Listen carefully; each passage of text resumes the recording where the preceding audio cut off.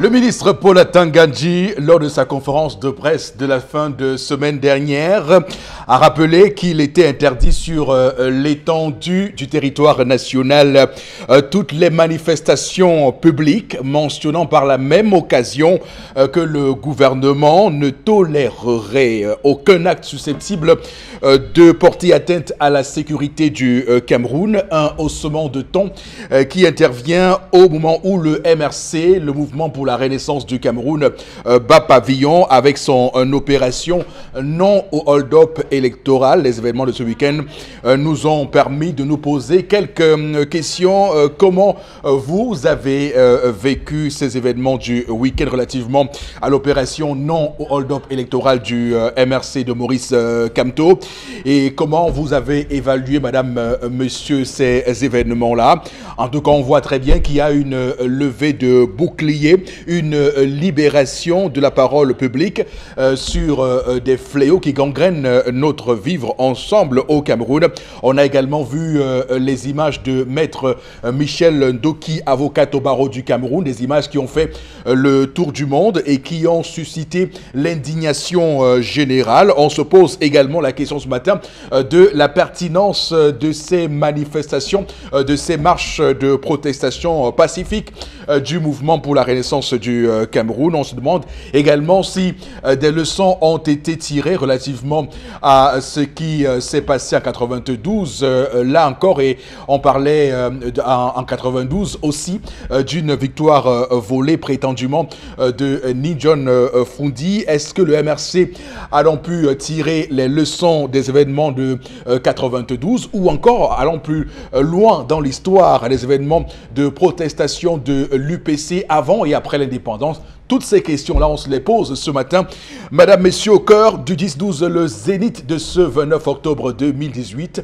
Nous sommes en début de semaine et vous le savez, comme chaque matin, l'émission se met en place pour dérouler clairement l'actualité, les décryptages, analyses et commentaires qui font que le Cameroun soit un pays particulier au cœur de l'Afrique. Et l'un des acteurs majeurs de ce festival de l'intelligence s'appelle Monsieur Bachou Charlamel. Bonjour et bienvenue. Bonjour Monsieur Eric Fopoussi-Negou. Également sur le plateau ce matin, bon Bengan, je vous salue, bon début de semaine. Merci beaucoup, bonjour à vous chers téléspectateurs. Je salue aujourd'hui la mémoire de Fabien Eboussi Boulaga qui est parti samedi dernier. En fait, il est parti depuis, mais dont l'inhumation a eu lieu samedi dernier. L'homme trépide, la démocratie de transit au Cameroun, c'est l'ouvrage qu'il avait écrit avec un collectif intellectuel en 1992, l'année où Mongo Betty disait également que tout est atténué. On ne peut pas renverser ce régime en appliquant les propres lois de ce régime-là. Voilà où on en est aujourd'hui.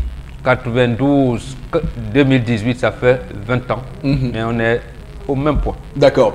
Surtout que le camarade Émile Ernest Ouandjé doit être en train de se retourner dans sa tombe en ce moment, vu tout ce qui se passe, les violations des libertés fondamentales auxquelles on assiste en ce moment au Cameroun. Vous avez parlé de Fabien Eboussi Boulaga pour dire que c'est quand même assez regrettable que les obsèques de ce philosophe typiquement africain, authentiquement africain, soient passées sous anonymat, alors qu'on pense également à cette localité de Yoro où il a été inhumé, qui manque de tout, électricité, route, eau potable. On peut imaginer la souffrance de ces populations, alors qu'on sait très bien que dans ce Cameroun, on a pu dépenser 272 millions de francs CFA pour offrir une résidence au président du Conseil constitutionnel, alors que le Conseil constitutionnel lui-même manque déjà de sièges puisqu'il squatte le palais des congrès de Yaoundé depuis quelques temps déjà. Madame, messieurs, démarrons ce programme ce matin puisqu'on aura l'occasion de revenir et dérouler tous ces sujets-là plus amplement.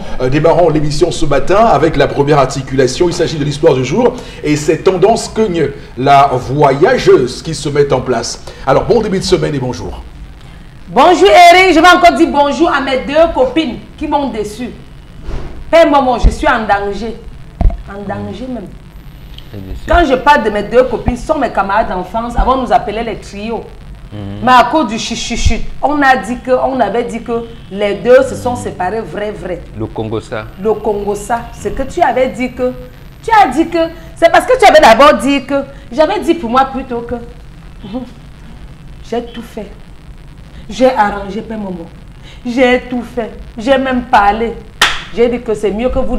J'ai dit que c'est mieux que vous vous réconciliez. Vous ne me parlez même pas. Mais non. J'ai amené ce problème sur ce plateau parce que quand c'est trop, c'est laid. Quand c'est trop, c'est laid. Chère dame, et de ces 2 filles qui s'entretuent. Les 2, donc c'est mon clan d'âge. On a grandi ensemble au village, on partait au champ ensemble, on préparait, on mangeait ensemble quoi. Quand nous sommes arrivés à Douala, j'ai choisi la folie. Le travail, c'est la folie. C'est la folie. Oui, j'ai choisi la folie. Les 2 ont continué avec l'école. Elles ont fréquenté jusqu'à... Les 2 se sont même mariées. Parce que, comme je dis, mes 2 copines ont chacune 2 enfants. Mais, il y a un mère dedans qui ne va pas. Parce que c'est arrivé au point où ta camarade accouche, tu achètes les choses, le savon pour lui donner, elle renvoie. En te disant que tu ne peux pas me donner mon poison si on ne s'entend pas. Est-ce que ça doit arriver au niveau du poison? Pour une interrogation. Ça doit... Demande-moi qu'est-ce qui s'est passé, je t'explique. Justement, qu'est-ce qui s'est passé, ma fille? Les 2 ne se parlent pas. Oui. J'avais d'abord demandé, l'autre dit que non, les 2 se disaient tout quoi. Un moment fut, elle me parlait plus de les choses que Babou sort trop, que Baba de trop. Elles sont allées commencer à parler les choses à deux. Mais un jour ça a ham. Une autre a apporté pour aller dire au mari de l'autre, non? Alors là. Une autre a apporté pour aller dire au mari. Le mari a blâmé son épouse. Elle a dit, ouais, ben, excuse-moi. Je ne dois plus jamais répéter. C'est passé. Deuxième fois encore, les 2 ont ham. À la réunion du quartier, des enfants du village. Une autre est quittée. Tout celle qui n'a pas trahi au mari, non? Elle est partie trahir au mari que tu ne connais pas ta femme. Ne crois pas que tu la connais. Voici comment elle fonctionne. Voilà. Donc, elle a même mélangé le mensonge avec la vérité au monsieur. Monsieur et dame ont eu la prise de bec la période là. C'est passé. Au nom de l'amour, il a pardonné son épouse.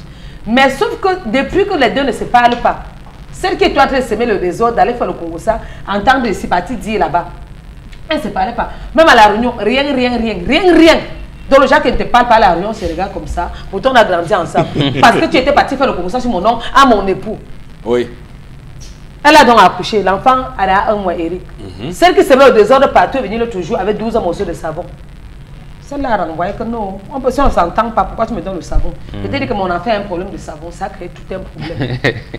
Celle aussi qui a donné 12 morceaux de savon s'est plainte que maman. En venant nous te donner, c'était pour dire qu'on se réconcilie. Celle-là a dit qu'il n'y a plus de réconciliation qui tire. Comme pour vous dire, comment se comporter face à cette situation? 2 copines d'enfance qui s'entretuent à cause de on a dit que, tu avais dit que, tu as fait que. Est-ce qu'au nom de l'amour même des parents, même au nom de l'amour même du village, vous ne pouvez pas vous réconcilier, oublier tous les problèmes? Comment se comporter face à cette situation? Est-ce que l'autre a eu raison de rejeter le savon? Point d'interrogation. Est-ce que c'est normal de ne pas t'entendre avec quelqu'un, tu peux lui donner le savon, sous prétexte que c'est pour que vous vous réconciliez? Point d'interrogation. Pourtant, les problèmes ont commencé avant que de tomber enceinte de son 2e enfant. Donc il y a plusieurs versions dedans, Eric. Je ne sais pas si j'ai bien posé ma question ou je n'ai pas bien posé. Moi aussi, je me garde. Non, c'est bien posé. Encore que ça te met dans tous tes états. Oui, parce que j'ai arrangé, fatigué, fais mon j'ai arrangé, l'autre que j'ai compris. J'ai compris. Après, les 2 ne se parlent pas. Ça arrive au niveau, on l'autre vient de le savon, l'autre a rejeté que non, on ne se parle pas. Papa avec tes 12 morceaux de savon. Mon enfant n'a pas un problème de savon. Libère. Quelle honte, quelle humiliation. Aider ces copines-là à gérer leurs problèmes, Eric. Je vous en prie.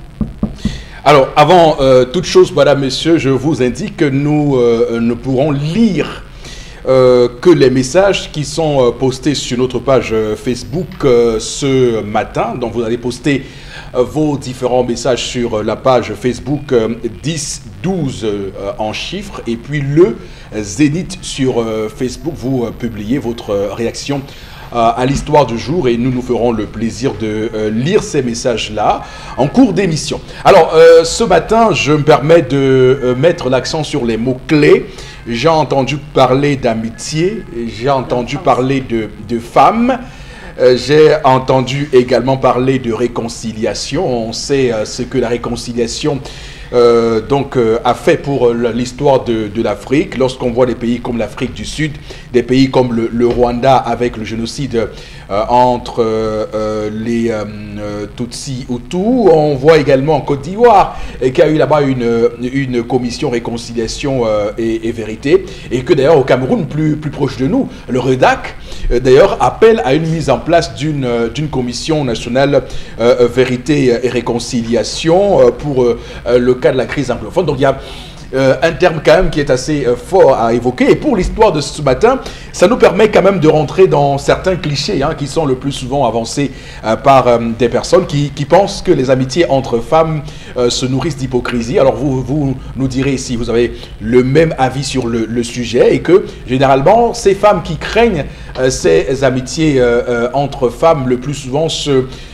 lient d'amitié avec les hommes, où elles se sentent avec qui elles se sentent le plus à l'aise lorsqu'elles doivent se confier. Et on dit le plus souvent qu'une querelle entre femmes découle le plus souvent de quelque chose de vraiment minime, de vraiment secondaire, et ça devient toute une montagne russe. Donc on verra effectivement comment tout cela se met en place. Et puis j'ai le chiffre 12 qui a été avancé, 12 morceaux de savon. Alors la symbolique du terme 12, Charles Abel qui est sur ce plateau d'ailleurs va nous dire à quoi ça renvoie, et peut-être expliquer ce qu'a voulu faire cet ami-là en offrant 12 morceaux de savon plutôt que 10 morceaux ou bien 15 morceaux, on verra très bien. Et le terme même savon, ça lave. Le savon, c'est pour laver. Peut-être c'est également, on va le dire, une main tendue à son ami. Et donc toutes ces questions, on va se les poser. Je commence par vous, Boro Bengan. Alors, qu'est-ce que vous avez à dire de l'histoire de ce matin? Oui, en plus de ces mots-clés que vous avez brillamment relevés, il y en a deux qui m'interpellent maintenant, c'est-à-dire l'instruction et l'éducation. Tendance nous dit que ces deux copines sont instruites. Oui, ça veut dire qu'elles ont fait l'université. Voilà. Et maintenant, où est la place de l'éducation? Voilà les deux termes. Je m'en tiens sur l'éducation. L'éducation qu'elles ont eue à la maison. Elles sont nées ensemble, grandies ensemble, et aboutir à ces désagréments aujourd'hui, ça veut dire qu'elles n'ont pas été éduquées. Ou alors l'instruction qu'elles ont reçue à l'école, y compris à l'université, a brouillé, a cassé l'éducation qu'elle a eue. Et ça arrive souvent. C'est-à-dire qu'à un moment donné, et surtout les filles, à un moment donné, c'est dit, non, et que maman dit là, c'est leur temps. Est-ce qu'on fait encore ça aujourd'hui? Chez nous aujourd'hui. C'est un vrai phénomène social. Hein? Oui, chez nous aujourd'hui, bon, est-ce que tu veux encore, tu m'as fait ça, tu vas voir. Bon, ça veut dire c'est que leur renouvellement du passé. Oui, le renouvellement du passé. Et ça, c'est l'instruction. Parce que là, vous dites, vous faites l'école des Blancs. L'instruction qui est venue, qui vient vous désorganiser totalement. Et désagréger la société camerounaise. Voilà, vous perdez votre identité en croyant l'avoir. Parce que vous avez Bac plus 4, il y a un Master 2 ans, un 2 en ceci, alors que vous n'existez plus. Donc voilà où elles en sont. Donc le premier problème, c'est celui-là. L'éducation qu'elles ont reçue n'ont pas pu, malgré le fait que leurs copines avec qui ils ont grandi, leur dit, mes soeurs, les sons, allons dire, voilà, réconciliez-vous vous deux, même si vous... Bon, ils n'ont pas compris. Maintenant, elle a donc le regret, le remords en disant, ouais, ma copine a couché. Et c'est ça qui amène, même, elles n'associent pas leurs épouses. Or, il y a un époux qui a été interpellé par la copine de son épouse en disant, absolument. Mais, voilà, même les deux époux. Donc, ils sont eux aussi aériens.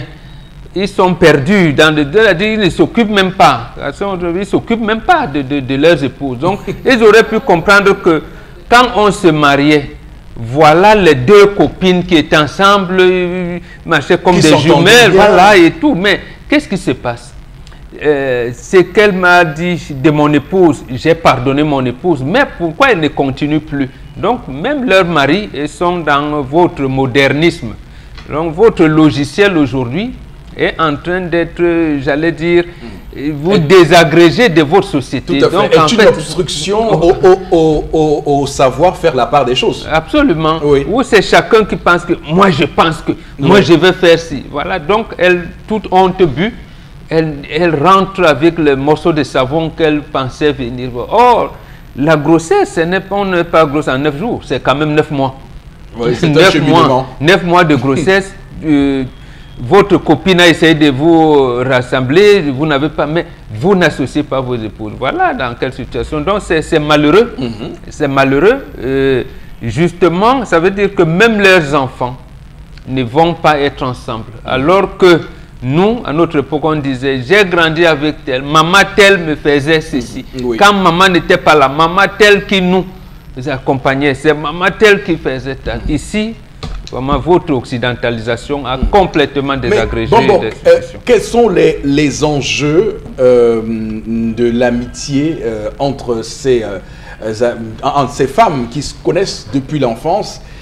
Quels sont les enjeux aujourd'hui lorsqu'on regarde leur brouille et qu'il semble aujourd'hui impossible qu'on puisse y remédier? Alors, qu'est-ce que ça peut avoir comme conséquences néfastes dans la société? Vous avez prononcé un terme à l'entame de votre propos en disant c'est peut-être des envies où il y en a qui nourrissaient, comment on peut dire ça, des remords, de la jalousie, voilà le terme, de la jalousie. Parce que quand elle grandissait, sûrement qu'il y en avait une qui était peut-être un peu bien nantie et l'autre, parce qu'ils étaient là comme jeunes, ils se partageaient les choses, mais l'autre gardait, il intériorisait un sentiment qui n'était pas bien. C'est ça, ce sentiment qui ressort aujourd'hui. Donc, il y en a une qui nourrissait la jalousie. C'est surtout elle qui est venue dire à l'époux, au mari de sa copine, que comme tu vois, quand on était là-bas, ta femme a fait ci. Ta femme a fait ça. Tu la connais pas. Tu la connais pas. Comment entretenir ce genre de propos? Ça veut dire qu'elle nourrissait la jalousie pendant longtemps et elle a ingurgité ça. Aujourd'hui, elle extériorise. Donc en fait, elles n'ont pas été des amis. À le moment où elles sont en mariage, elles devraient plutôt être comme des sœurs. L'un devait laisser ses enfants chez l'autre et leur mari vice-versa. Donc sans avoir de... Puisqu'elles sont à ce niveau-là, ça veut dire qu'il n'y a jamais existé d'amitié. Ne parlons pas de l'amour. Même simple amitié n'a jamais existé. Alors, quand on est en face d'une telle situation, comment on la gère? Comment on règle ça? Leur mari. Puisque leur copine avec qui elles ont grandi n'a pas voulu, c'est leur mari qui doivent leur dire non, madame, on a assez vu ça. C'est terminé. Maintenant, nous ne voulons plus. D'accord. Nous ne voulons plus, ou alors ne nous faites plus semblant. Qu'est-ce qui se passe? On les réunit et on règle ça. C'est leurs époux qui doivent s'impliquer. D'accord. Bombok, toujours pertinent sur le plateau du 10-12 le Zénith. Alors, cher Lamel, quel est vos décryptages, vos commentaires, vos observations de ce qui se passe dans l'histoire de ce matin? Alors, ce qu'il faut dire, c'est que ces femmes n'ont jamais été associées, elles n'ont jamais véritablement partagé un secret, et qu'elles ont toujours vécu dans ce climat de soupçon. Elles ont passé plus de temps à se soupçonner qu'à être des vrais amis. C'est-à-dire que durant tout le processus, leur croissance même, durant, n'est-ce pas, leur période d'adolescence, elles se faisaient toujours ce coup. Parce que celle qui s'énerve aujourd'hui a tendance, aujourd'hui, Mbok a tendance à lui donner raison. Donc, il faut dire qu'elle aussi, elle est d'autant plus coupable, M. Rifopoussi, que celle qui est venue dire à son mari. Les deux avaient l'habitude de se faire des coups bas. Si leur amitié était basée sur le principe que si tu fais quelque chose qui n'est pas bien, je vais le dire à ton gars. Tu fais quelque chose qui ne m'arrange pas, je vais me plaindre. Ok, ça se serait compris. Mais il faut dire que des coups bas, elles ont passé tout le temps à se faire de petits coups bas. Alors, l'autre chose qu'il faut préciser, c'est que les meilleurs amis On ne côtoie pas trop ses meilleurs amis.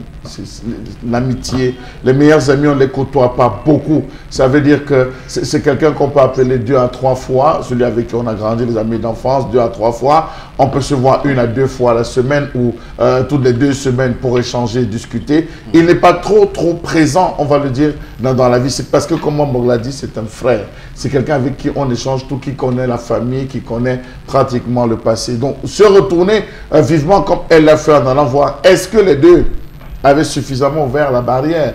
Moi, je parle d'une barrière avec les différents époux. Parce que celle-là, et puis ça dépend de ce qu'elle a aussi dit. Parce qu'elle n'a fait que donner une version de ce qu'elle a dit. En fait, ils n'ont dit à tendance qu'une seule version de ce qui a été dit au mari. Et si elle était allée un peu plus loin, et si elle avait dit des secrets qu'elle s'était jurée de garder au plus profond d'elle, l'inviolabilité du secret, parce que c'est ça l'amitié, l'inviolabilité du secret. Je te connais mieux que toi, tu me connais mieux que moi-même. Donc il y a des secrets que si c'est sorti, divulgué, de quelque manière que ce soit, je saurais que c'est toi qui as porté ce secret. Est-ce qu'elle n'est pas allée un peu plus loin? Qu'est-ce qui a pu bien la pousser à arriver à ce niveau? Oui, on va mettre tout sur le dos de la colère. Les chrétiens vont mettre sur le dos du diable. C'est le diable qui m'a poussé. Et à la fin, dit, ok, il est temps que moi, je vienne demander pardon. Il n'y a rien de mieux. Un accès de conscience. Il n'y a rien de mieux. Quoique tardif. Non, c'est pas tardif. Ce n'est pas tardif. Ouais. Qui vous dit que comme elle a repoussé aujourd'hui avec 12 savants, si elle était venue à l'hôpital, on n'aurait pas fait la même chose. Je crois qu'elle est revenue dans le cadre.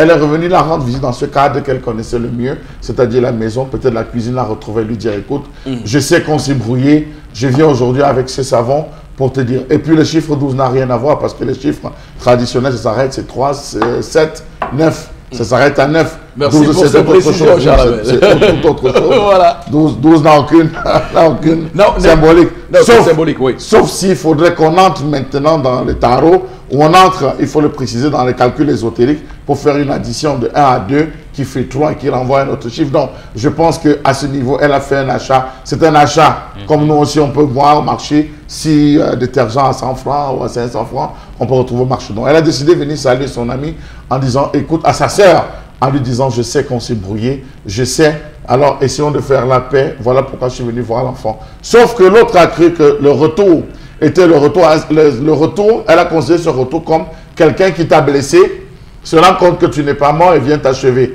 Voilà c'est à quoi elle a pensé, en se disant que cette fille, cet ami est en train de revenir, non plus pour lui faire du mal à elle, mais peut-être pour faire du mal à cet enfant. Donc raison pour laquelle elle se retrouve encore à jouer sur la défensive. Une défensive que je trouve véritablement mal placée. Bon, à ce niveau, elle a posé l'acte. Ce qu'elle devrait faire, c'est appeler tout simplement le mari en disant, écoute, je suis venu te voir, j'ai accusé. Maintenant, ça nous brûle, ça nous fait des problèmes. Je comprends que je n'aurais pas dû le faire. Vraiment, fais tout et tout pour nous faire asseoir. Oui. Donc, c'est cela qu'on doit comprendre. Alors, est-ce qu'on peut imaginer tendance dans l'histoire de ce matin, parce qu'on voit aussi peut-être pourquoi pas derrière la main d'un mari manipulateur qui serait peut-être en désaccord avec le fait que ces deux dames soient en amitié et qui aurait fomenté un coup pour les brouiller. Enfin, c'est une hypothèse qu'on pourrait avancer, mais tendance, qu'est-ce que tu vas dire? Oui, Eric, tu sais que la bouche qui bavarde trop détruit, c'est toujours la même bouche qui arrange. J'ai mes 2 copines sur terre, Irine Djeya et maman Alice Dembopi. Les 2 là, maman, on se discute souvent. Mais si vous partez voir mon gars, c'est qu'on ne va pas s'entendre, mais pour un temps. On va sortir les miens pour un temps. Aucune femme peut me dire qu'elle a un bout de sa copine. Parfois, on ne se parle pas. Que tu es mal à rien comme ça, ta copine veut échouer la tontine. Tu as l'argent sur toi, tu dis qu'elle cotise parmi les choux. Parce qu'on ne se parle pas. Waouh, maman. Quand quelqu'un commet les erreurs, on rejette les erreurs, on ne peut pas rejeter la personne. Oui. Tu ne peux pas rejeter ta copine. Ne la rejette pas parce que la vie, si, c'est le petit souffle qui nous trompe. Oui, tu m'as fait du mal. Tu m'as fait ceci. Je te pardonne. Dans la vie, il faut apprendre à pardonner. Elle est venue te voir le savon, tu as renvoyé. Je t'ai même dit qu'il ne fallait pas renvoyer. Tu as dit que non, il fallait que tu renvoies parce que tu ne sais pas. Tu as dit en patois que Gumbing Jamen d'autres. Oui, ça veut dire en français que la personne qui part et revient vient seulement pour couper ta tête. Oui, oui. C'est un mot là que Gumbing Jamen d'autres.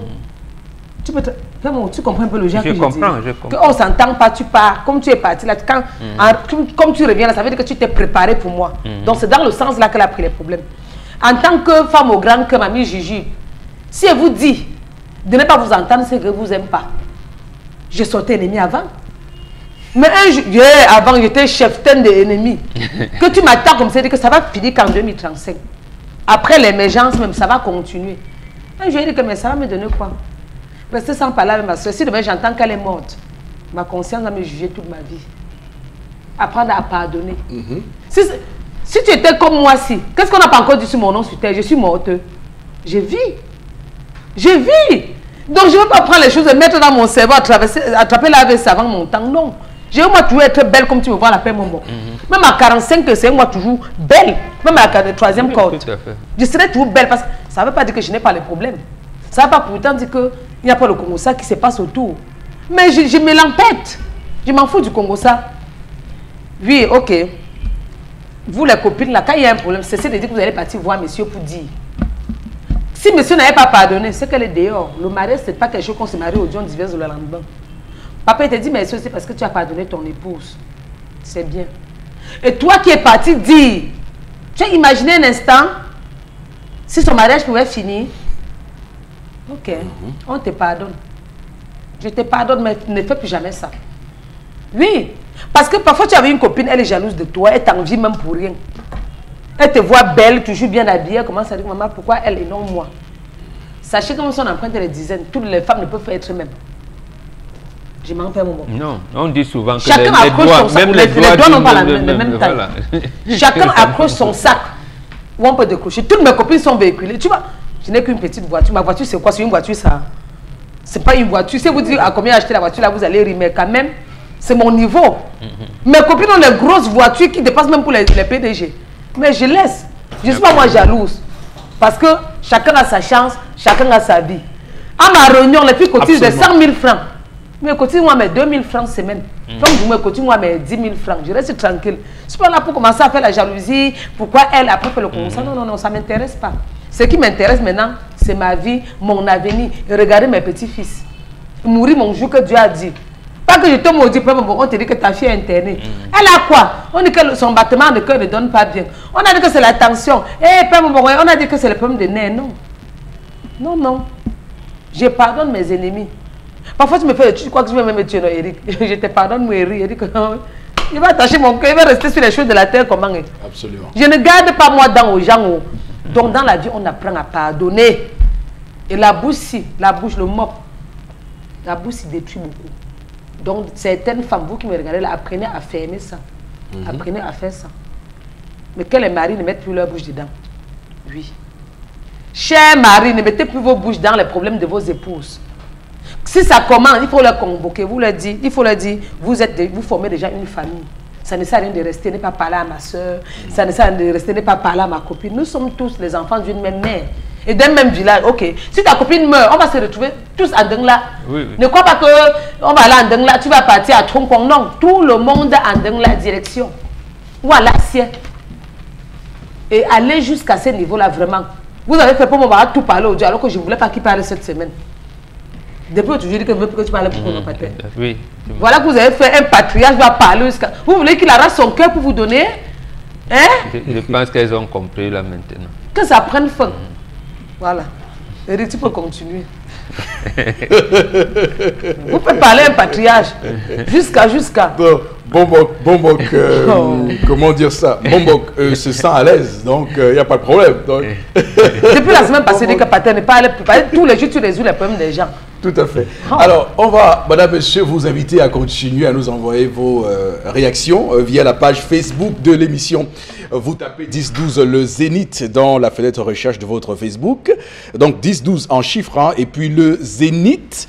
Et vous nous laissez vos messages en commentaire à tous les sujets que nous allons mettre sur la table ce matin. Et déjà beaucoup de messages hein, sur notre page Facebook. Vous voyez qu'il y a beaucoup de messages. Je vais prendre quelques-uns des messages. D'abord celui-ci de Prudence et Bengue qui dit « La fille n'avait pas besoin d'attendre la naissance de l'enfant pour se réconcilier avec sa copine si elle voulait se rapprocher d'elle. » Donc premier message.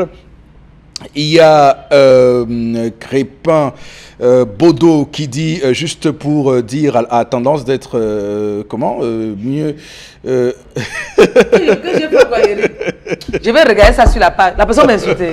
Non, mais pas tant. Qu'on essaye. Voilà. Donc, il y a Mado de Bonabéry qui dit il fallait que cette femme prenne ce savon et pardonne sa copine. Beaucoup de courage à vous pour cette émission. Merci infiniment. Prudence Ebengue qui dit la fille n'avait pas besoin de passer par la naissance de l'enfant pour se réconcilier avec sa copine. Autre message, voilà.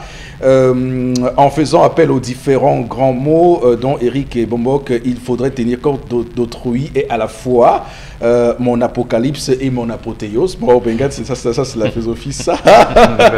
Alors, il y a lieu d'appliquer ces mots de Jean-Paul Sartre, l'insociable sociabilité. Autrement dit, et elle accepte les savants, mais limite le degré d'amitié. Je suis... conquis, impressionné par ce message. En Afrique, nous, on est entier. Oui. On est entier. Même dans la tradition, on nous conseille de dire aux gens, deux frères, après avoir fait le bal, doivent manger ensemble. L'expression qu'on utilise, c'est de manger avec la même cuillère. Deux coépouses doivent se réconcilier et écraser en utilisant la même pierre. Absolument. Voilà, donc nous, il n'y a pas deux personnes qui ne s'entendent pas. Il n'y a que deux personnes qui n'ont pas encore causé. Qui n'ont pas, donc, voilà, encore causé. Qui n'ont pas encore causé. Absolument. Alors, il y a Leslie bien qui nous écrit, dit, ces deux filles sont des hypocrites. Elles se jalousent entre elles et n'ont pas pu créer les liens forts pour dépasser certaines choses à cause de la méfiance de l'une envers l'autre. Donc il y a tellement de messages, madame, monsieur, on aura l'occasion de lire tous ces messages-là au courant de l'émission. Merci infiniment à vous sur le plateau. On va tout de suite aller prendre la prochaine articulation de l'émission. Il s'agit de la colère de Charles Hamel.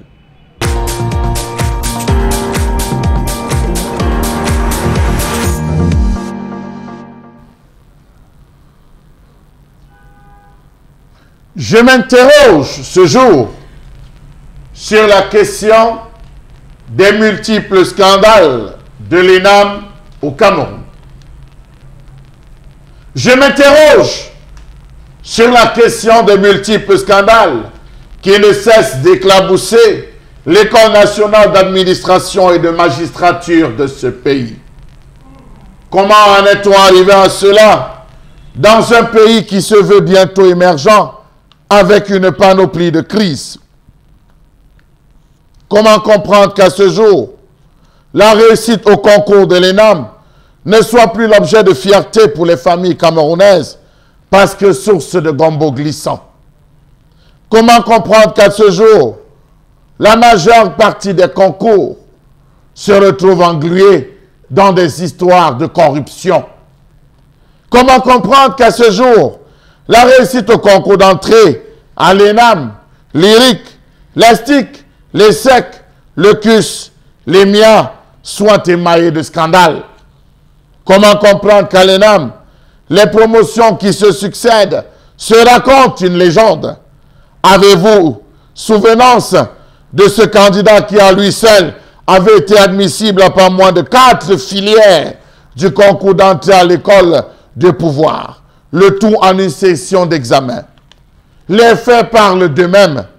Rappelons-nous qu'Amidou Amadou, candidat au concours d'entrée au cycle A des divisions administratives et des régies financières, section administration générale de l'ENAM, année 2013, s'était référé au tribunal tribunal administratif de Yaoundé parce qu'il se serait fait ravir sa place au terme de 2 phases du concours. Rappelons-nous que le candidat Tangana Joseph Yannick fut doublement admissible lors de la proclamation des résultats du concours de l'ENAM 2016 à la section économie et finances et à la section administration générale, alors que les épreuves se déroulaient le même jour. Rappelons-nous de l'affaire Gatsong et Témé Jacqueline Majoli, épouse de Linus, auditrice de justice, dont l'entrée à l'ENAM a été faite dans des conditions que la rumeur voudrait des plus obscures. Rappelons-nous de l'affaire John Mobile Saint-Claude, matricule APA S033 de la fonction publique qui figurait en tête de la liste des personnes définitivement admises après les épreuves orales du cycle A en administration des affaires sociales, alors que décédé 1 mois avant les épreuves orales du concours interne en section administration des affaires sociales. Rappelons-nous de tous ces fils de ministres et directeurs généraux dont la présence sur la liste définitive des résultats de l'ENAM avait véritablement fait couler d'encre. Que n'avait-on pas dit? Que n'avait-on pas décrié? Et la star, chaque année, fait toujours.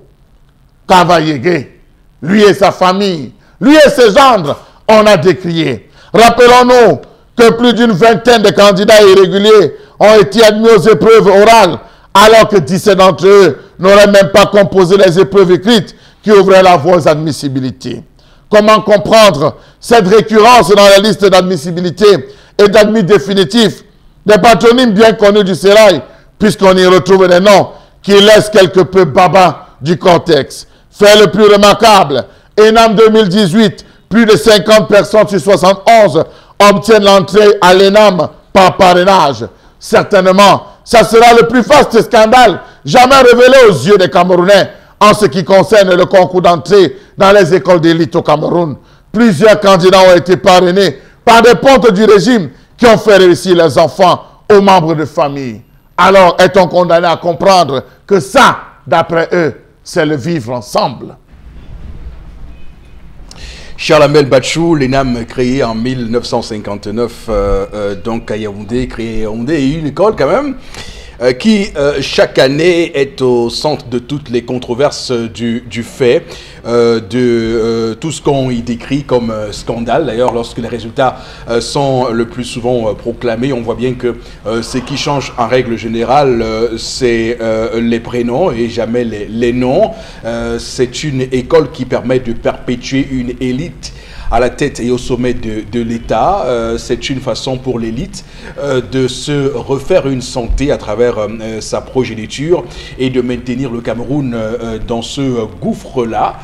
Ce gouffre qui montre bien que la mission essentielle de l'ENAM a été dévoyée au fil des années, une mission qui était donc de la formation et du perfectionnement des hauts fonctionnaires camerounais. Mais est-ce qu'aujourd'hui, au regard de la déliquescence des résultats que nous avons en matière économique, puisque l'ENAM a également pour mission de former les douaniers, de former également les inspecteurs des impôts, l'ENAM, dans ce registre-là, est-elle une école qui contribue donc à faire que le Cameroun soit ce havre de performance et de compétences?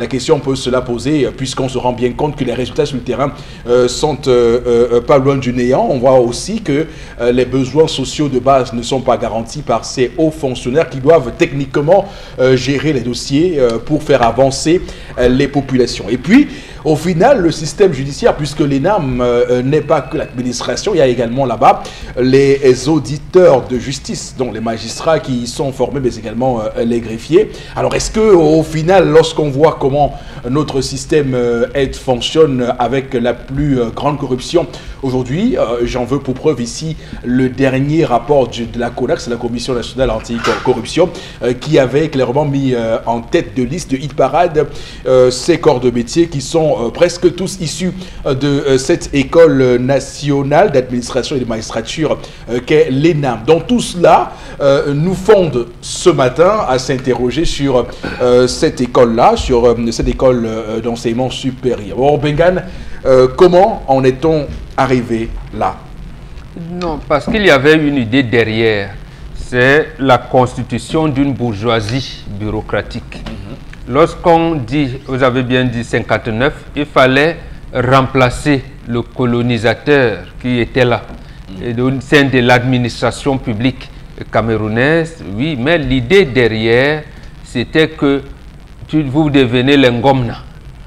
Et le Ngomna a toute la présence. Quand vous voyez comment est gérée la liberté publique au Cameroun, il faut montrer qu'on a le pouvoir, même si c'est votre neveu qui vient demander les frais de scolarité parce qu'il doit traîner là même si vous n'avez rien à faire. Oui. Même si c'est un opérateur économique qui doit venir peut-être parce qu'il a un dossier à gérer, il faut qu'il regarde aux impôts, et au budget, parce que ça c'est les régies financières, ou même avec les magistrats, le sous-préfet ou le préfet, on doit vous faire attendre. Il faut montrer que vous avez le pouvoir, d'une part. Et d'autre part, lorsqu'on a la signature, comment moi je peux signer établissement Négou pour la construction de que vous ne laissez pas quelque chose? Voilà. On vous disait toujours la chèvre broute là où elle est attachée.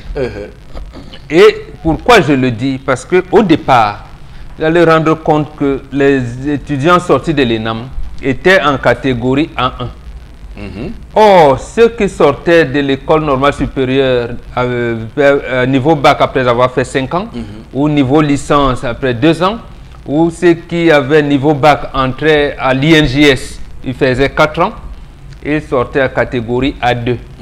Donc, à l'ENAM, on leur disait, vous avez le pouvoir, vous avez le crayon, donc vous vivez bien. C'est-à-dire que l'article 2, en plus de l'article 2, il y a des avantages de toute nature. Oui. Quand je veux lotir mon terrain au village, le sous-préfet, il est le président de la commission de délivrance des titres fonciers. Bon, vous allez faire comment? Il doit faire une tournée de prise de contact. Quand il vient d'être affecté, sous-préfet, préfet, gouverneur. En plus, il y a une tournée économique. Donc, c'est lui qui représente le chef de l'État dans son unité administrative. Vous voyez? Donc, plus tard, quand ce que Chalamel a énoncé là tout à l'heure a pris une ampleur terrible, on a dit non. Peut-être même c'est nous qui avons favorisé la corruption au sein de l'ENAM. Mettons-les à catégorie A2 pour qu'ils soient au même niveau. Vous allez vous rendre compte qu'à l'époque, à notre époque, un proviseur, un enseignant du lycée, après avoir passé un certain moment, pouvait s'acheter une voiture, parce que le sous-préfet, lui, il avait un salaire indiciaire plus élevé que le préfet.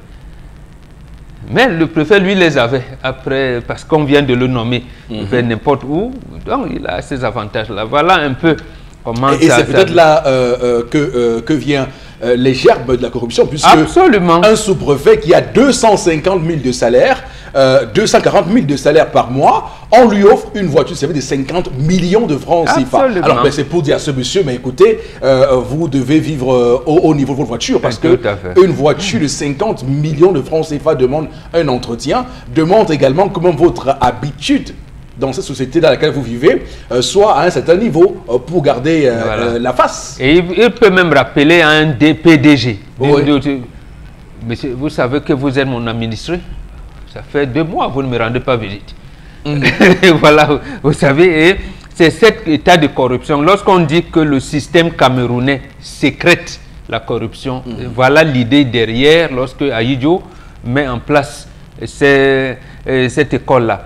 20 ans après, on avait cru qu'avec la naissance de l'école supérieure des sciences économiques et commerciales, l'ESSEC, voilà, il y aurait une passerelle entre cet établissement qui était dans un des établissements du centre universitaire de Douala, c'est-à-dire que public, qu'il y aurait une passerelle dans la gestion, notamment des régies financières et autres, du management, parce que les étudiants sortis de l'ENAM, même si on les envoyait, comme on appelait le contrôle supérieur de l'État, ils étaient des inspecteurs d'État, ils n'avaient pas toute, j'allais dire, la formation nécessaire pour être DG d'une entreprise comme le port, l'ONCPB, le CNPS. Donc, ils n'avaient pas. Or, les étudiants, on les voit partout, hein, absolument. Là, au Cameroun, dans ces entreprises. Il y a même ceux qui ont fait administration publique, il y a un ancien sous-préfet qui est DG quelque part dans tout. Donc, on pensait que l'ESSEC allait venir combler ce vide-là, que non. Donc, on a fait comme si l'ESSEC devait, les produits de l'ESSEC devaient aller alimenter le secteur privé. Le dit secteur privé qu'on n'associe pas dans l'élaboration des politiques économiques. Voilà donc. Et l'autre chose, il a parlé tout à l'heure des élites, je vais terminer par là. Il y avait à l'époque le phénomène de l'équilibre régional. Figurez-vous que le CEP fait dans le sud Cameroun était différent du CEP fait dans le nord Cameroun. Parce que le niveau d'instruction d'éducation n'était pas le même. Il fallait équilibrer. Et qu'il avait même 2 BPC à l'époque et tout. Donc, il fallait harmoniser. Mais à un moment, est-ce qu'aujourd'hui l'équilibre régional doit encore conditionné au moment où on a le baccalauréat, les épreuves du baccalauréat sont uniques au Cameroun. Ça ne devrait plus être le cas. Donc, l'équilibre au niveau de l'instruction a atteint un niveau où il y a eu un nivellement, où tout le monde fait sensiblement les mêmes choses. Donc, mais comme c'est une école qui est née avec l'arrière-goût de la bourgeoisie bureaucratique, tu ne peux pas avoir la signature et devenir pauvre. Voilà. Absolument. Donc on a constitué donc une bourgeoisie. D'accord. Aujourd'hui. Donc il y a cette école nationale d'administration et de magistrature ENAM qui est toute puissante, puisque d'ailleurs les DG de cette école sont le plus souvent plus puissants que le ministre de la fonction publique et de la réforme administrative. Je confère ici le récent cas de Linus Toussaint Menjana et Ange Michel Langouin, qui a été remplacé par la suite par Joseph Lé, qui a une fois été nommé ministre de la fonction publique et de la réforme administrative, est allé à l'ENAM, a rendu visite donc à l'ENAM pour clairement aplanir les relations entre ces deux institutions de l'État du Cameroun. Donc on voit très bien que à l'ENAM Trust, une puissance qui inquiète. Alors, il y a quelque chose que j'aimerais relever, Chalamel, avant que vous me preniez la parole, c'est avant la présidentielle du 7 octobre dernier, il y a des jeunes Camerounais qui ont organisé une cérémonie au Hilton Hotel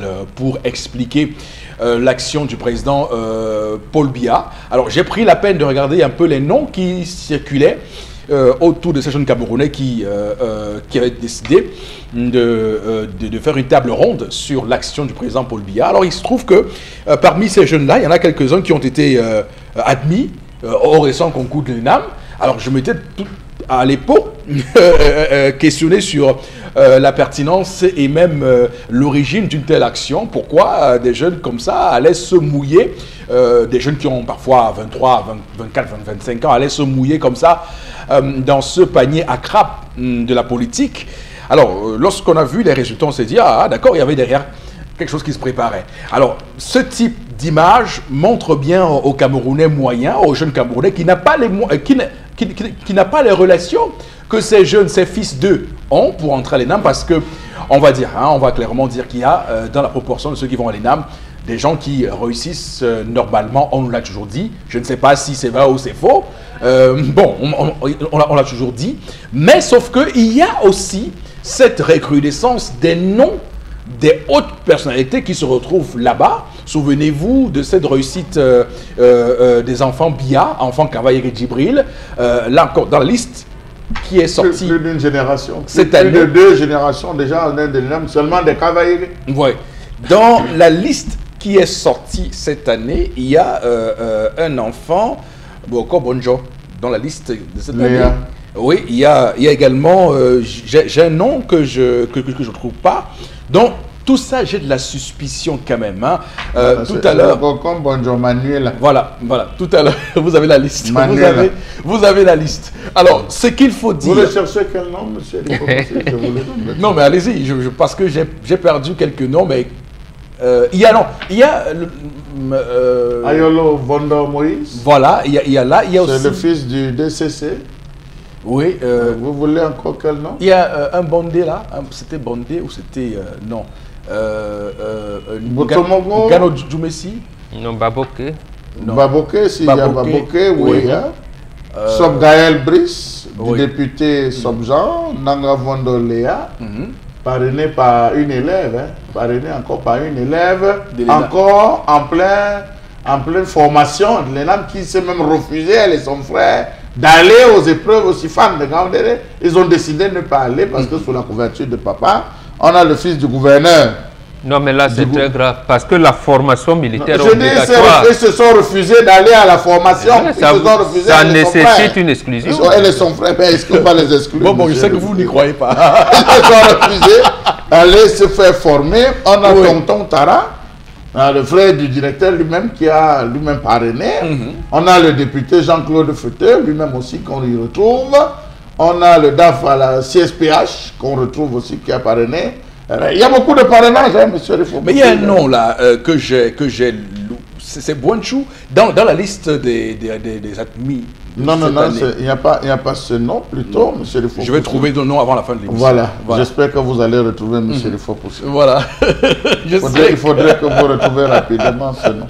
Voilà. D'accord, Charles. Qu'est-ce qu'on peut dire quand même de cette toute-puissance de l'ENAM? Une puissance qui nuit au final au Cameroun et c'est regrettable. Monsieur Lefort-Poussi, c'est ici, là, depuis pratiquement 6 ans, on est en train de vous démontrer que le pauvre n'a pas parole dans ce pays et que l'égalité des chances n'existe que pour ceux qui veulent croire. D'accord. Tout le monde est une vue de l'esprit. Non, ce n'est qu'une vue de l'esprit. L'égalité des chances, ça n'existe pas. Il y a des gens qui sont bénis par le faux et d'autres, lorsqu'ils arrivent avec la vérité, ne sont pas pris en considération. Monsieur Lefort-Poussi, c'est ça un peu de quoi il est question. Vous avez des jeunes aujourd'hui qui se battent à travers des écoles, qui après leur formation, vont encore suivre d'autres formations, ce qu'ils appellent les cours de préparation aux examens, aux grands concours. Ils suivent ces concours, ils se battent. C'est une autre école, il faut apprendre. Ils réussissent au moins à ce niveau, avec des moyens phénoménales, mais lorsqu'ils arrivent au niveau du concours de l'ENAM, ils se retrouvent à échouer. À échouer, pourquoi, M. Lefort-Poussi? La réponse se trouve chaque année dans ces différents résultats qui sont donnés. Rappelez-vous de ces candidats qui avaient reçu à lui seul dans 4 filières. En le faisant reçu dans 4 filières, c'était une façon de lui dire, toi-même choisis ce qui sera mieux pour toi. On se rappelle la Yannick qui a lui aussi réussi dans 2 filières. Lorsqu'on s'est pris les filières qui se composaient le même jour, on a parlé d'erreur de frappe. Je pense, M. Lefort-Poussi, que chaque problème entraîne une expérience. Si à partir de la première, de cet individu qui avait eu dans 4 filières, on n'avait pas appris de nos erreurs, je ne pense pas que ce soit aujourd'hui. Aujourd'hui, vous avez des jeunes, vous avez tout un tas de personnes, de personnalités qui se retrouvent désormais au jeu de parrainage.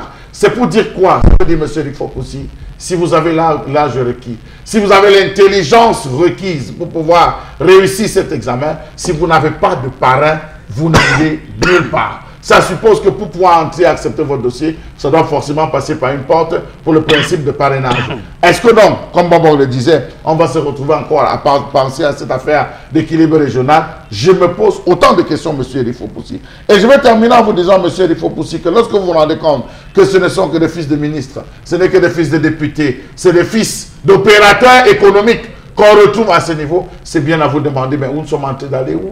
Nous sommes en train d'aller où dans ce pays? Autant me dissoudre l'ENAM ou bien préciser, tout simplement de manière officielle, que cette école n'est réservée qu'à un certain type de personnes. Et qu'ils n'oublient pas que ceux qui sont là aujourd'hui, tous ces ministres qui sont assis là sont des fils de paysans, sont des fils de pauvres. Ils sont partis du bas pour atteindre le sommet, pour être là où ils sont aujourd'hui, parce qu'on les a laissé la possibilité de pouvoir passer. Aujourd'hui, ils arrivent, ils veulent fermer en faisant passer leurs enfants. Oui, ce sont les enfants qui vont être sous-préfets. Oui, c'est les enfants qui vont être préfets. Oui, ce sont les enfants qui vont être gouverneurs. Mais je ne pense pas que cela va perdurer dans une nation où chacun aujourd'hui est en train de réclamer l'égalité des chances pour tous. Alors, on comprend dans vos développements qu'il y a une vraie distance que le peuple, le petit peuple a avec cette école nationale d'administration et de magistrature. Alors, Tendance, est-ce que tu rêves toi aussi que tes enfants entrent à l'ENAM? Je veux que mes enfants fréquentent jusqu'à Montbordon, que les enfants là partent à l'école jusqu'à même si l'école finit. Ils deviennent magistrats. Non, ils demandent. Quand on est magistrat, ça veut dire qu'on a trop fréquenté par Montbordon. Oui, oui, beaucoup.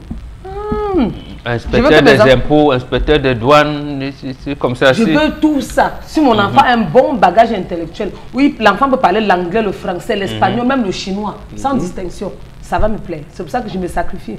Maintenant, pour entrer à l'ENAM, il faut quel diplôme? BPC, CPE. Au moins le bac, parce que je vais leur mettre la pression. Comme tu veux que fréquente, il faut au moins avoir la licence. La licence? Oui, oui. Licence en quoi? En section A. La licence en quoi?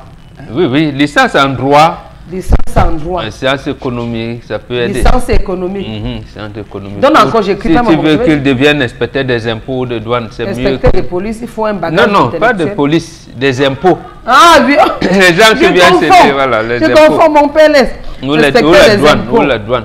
Inspecteur, il y a les inspecteurs à la douane. Oui, les inspecteurs de douane. Inspecteur de douane. Il faut une licence. Voilà. Une licence tout court. Au moins, tu fais le concours maintenant. Et pour faire le concours, on va débourser combien? Non, il y a le Tchokon, c'est un réseau. Ou bien comme tu connais les gens, tu attrapes quelqu'un là-bas à Yaoundé. Tu lui dis que voilà. Tu peux même aller au palais. Voilà. Et je lui fais le message sur WhatsApp. Il dit que papa, pardon. Les enfants, tes petits, ils vont aller. Tu as l'objet tuyau. Voilà. Tu envoies un tweet à papa, tu lui dis que voilà. Papa, voilà tes petits-fils qui ont la aussi. licence Voilà. en ceci. Comment faire? Il faut que moi aussi je gère ma retraite là. Si Bien sûr. mon enfant est Je bien. suis maman comblée, pas maman. À 60 ans, je suis maman m'asseoir pour manger mes biens. Si le Dieu me permet, pour manger mes biens, comment? La sueur de ma bouche, l'argent que j'ai, c'est la sueur de ma bouche. Et tout le monde le sait. Hein? Ce qu'on me donne à la fin du mois, c'est que c'est parce que je parle qu'on me donne. Et je dois sacrifier ça pour mes enfants. Ils vont partir à l'école jusqu'à partir même pour moi. C'est pour ça que chaque jour qu'elle leur parle, je parle en riant en même temps. Oui, que mais je ne dis pleure. plus que tu es venu à Douala, tu as choisi la folie. Il n'y a pas de folie. La comédie, c'est la folie, pas mon Non, ne dis pas. j'ai compris, Pater. Voilà. Eric, c'est bon. Donc, à niveau licence, on parlait à l'ENAM en négociant. Pourquoi on doit me choquer avant d'aller à l'ENAM? À notre c'est un époque, concours comme ce n'était tout le pas monde- comme ça. À notre époque, ce n'était pas comme ça. Donc, maintenant, c'est écrit que pour entrer là-bas, on choque. Oui. On écrit ça après mon bon. Non, on n'écrit pas ça, mais si tu ne choques pas. Des tu lois ne peux non pas. écrites. Moi, il me dit que c'est un concours comme tous les concours. Tu peux avoir ton niveau, ton bagage intellectuel, tu fais tes dossiers, tu peux composer aussi. Non, puisqu'il y a quelqu'un qui était mort avant les examens, il est passé. Voilà. C'est que ça devient compliqué. Vous Les avez choses vont retrouvé ce changer. nom, monsieur Rifopoussi?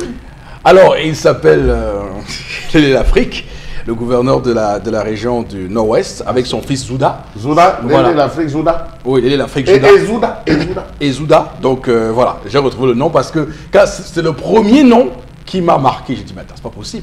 Dans cette famille, les gens vont transmettre le poste par voie héréditaire. Et je me suis dit, mais c'est pas possible. Ça, c'est nargué. Les familles qui ont Ça, déjà c'est mis nargué tous les les noms, Camerounais. les familles, vous avez dit tout à l'heure que les noms changent, les prénoms changent, Oui. mais les noms restent. Les noms restent. Vous vous rappelez qu'à une certaine époque, c'était la famille Mebe. Oui. C'était la famille Mebe. Ils ont fait le temps. Aujourd'hui, c'est la famille Moukoko. Après, ils vont faire le temps. Après, ça sera la famille telle. C'est de famille en famille, monsieur, il faut pousser. Et après, on les jette et on les dissémine. Faites un tour, par exemple, je vous prends une entreprise comme la CSPH. Faites un tour au niveau de la CSPH, vous allez voir les qui sont là-bas. Bien sûr. Vous allez voir, vous allez vous découvrir qui de ces grandes familles se retrouvent au niveau de la CSPH. Ça, je le cite, monsieur. Alors, donc, ce qui se passe clairement, et c'est c'est ce qui est rageant, Charles Hamel, et je le dis avec beaucoup de force et beaucoup de gravité, c'est qu'on a dans ce pays des résultats qui ne sont pas bons, des résultats qui frisent la nullité, puisque lorsqu'on regarde les indicateurs économiques, on voit très bien que la pauvreté continue à gangréner notre pays, 8 millions de pauvres, et qu'on imagine que ce sont les enfants des responsables de cette situation qui vont continuer à prendre en charge le pays. On se dit que là, nous sommes foutus. Ça veut dire que le manque de résultats va se transformer en transmission héréditaire et le Cameroun ne pourra pas sortir d'aussitôt de l'auberge. Discuter avec un enseignant de l'ENAM. Discuter avec un enseignant de l'ENAM, il va vous dire les notes que ces messieurs obtiennent. On va vous dire avec combien ces gens se retrouvent à réussir à l'intérieur. Discutez avec un enseignant de l'ENAM, il va vous donner le vrai niveau de ces enfants. Est-ce qu'ils vont à l'école, même ces enfants hein, Je vous dis ils sont prêts, ils sont refusés d'aller aussi. Essayez d'enquêter aussi sur les enfants des enseignants de l'ENAM. Est-ce que eux aussi, les enfants entrent à l'ENAM? Entre à l'ENAM. Voilà. Bon, c'est pas très Non, sûr. peut-être je peux comprendre l'administration, parce que même en Europe, on vous dit qu'il y a des familles de cheminots. Ce grand-père a été à travailler dans les chemins de fer. C'est un choix, c'est un choix volontaire. Aussi flagrant. Aussi flagrant que c'est ça qui se passe. C'est généralisé. Chacun arrive à un moment donné, il réussit à placer un. Non, franchement, ça fait mal lorsqu'on voit ça, parce que le Cameroun doit pouvoir consacrer l'égalité des chances et c'est un principe qui est là violé de manière lapidaire dans ce pays. Madame, messieurs, on lira vos messages dans un court instant. On marque une pause. C'est la fin de cette première heure. À tout de suite pour la deuxième.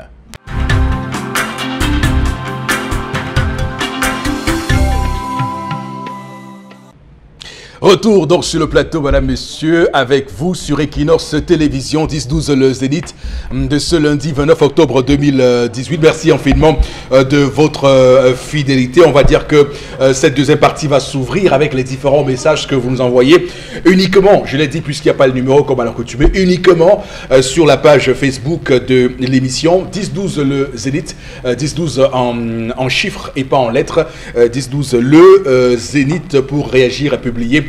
Laissez-nous vos messages, vos publications sur la page. On va prendre ce message de Lisette dans le qui dit ENAM égale à École nationale de l'admission à la mangeoire. Ce message m'a particulièrement touché. Non, elle a raison. J'ai souhaité parce que figurez-vous, là on entre sous plan d'ajustement structurel en 1986. Oui. En 1997, donc 11 ans seulement après, les services spécialisés de la Banque des États de l'Afrique centrale, la BEAC, sortent un rapport pour dire que les particuliers ont plus d'argent que des entreprises. Et parmi ces particuliers, l'essentiel, c'est les fonctionnaires. Comment vous pouvez imaginer ça? Donc, absolument. Oui, oui, absolument. Et un an après, premier pays, en 1998, qui tient la tête des parades de la corruption. Et on parle de qui? Les ressortissants de l'ENAM, la magistrature, les régies financières.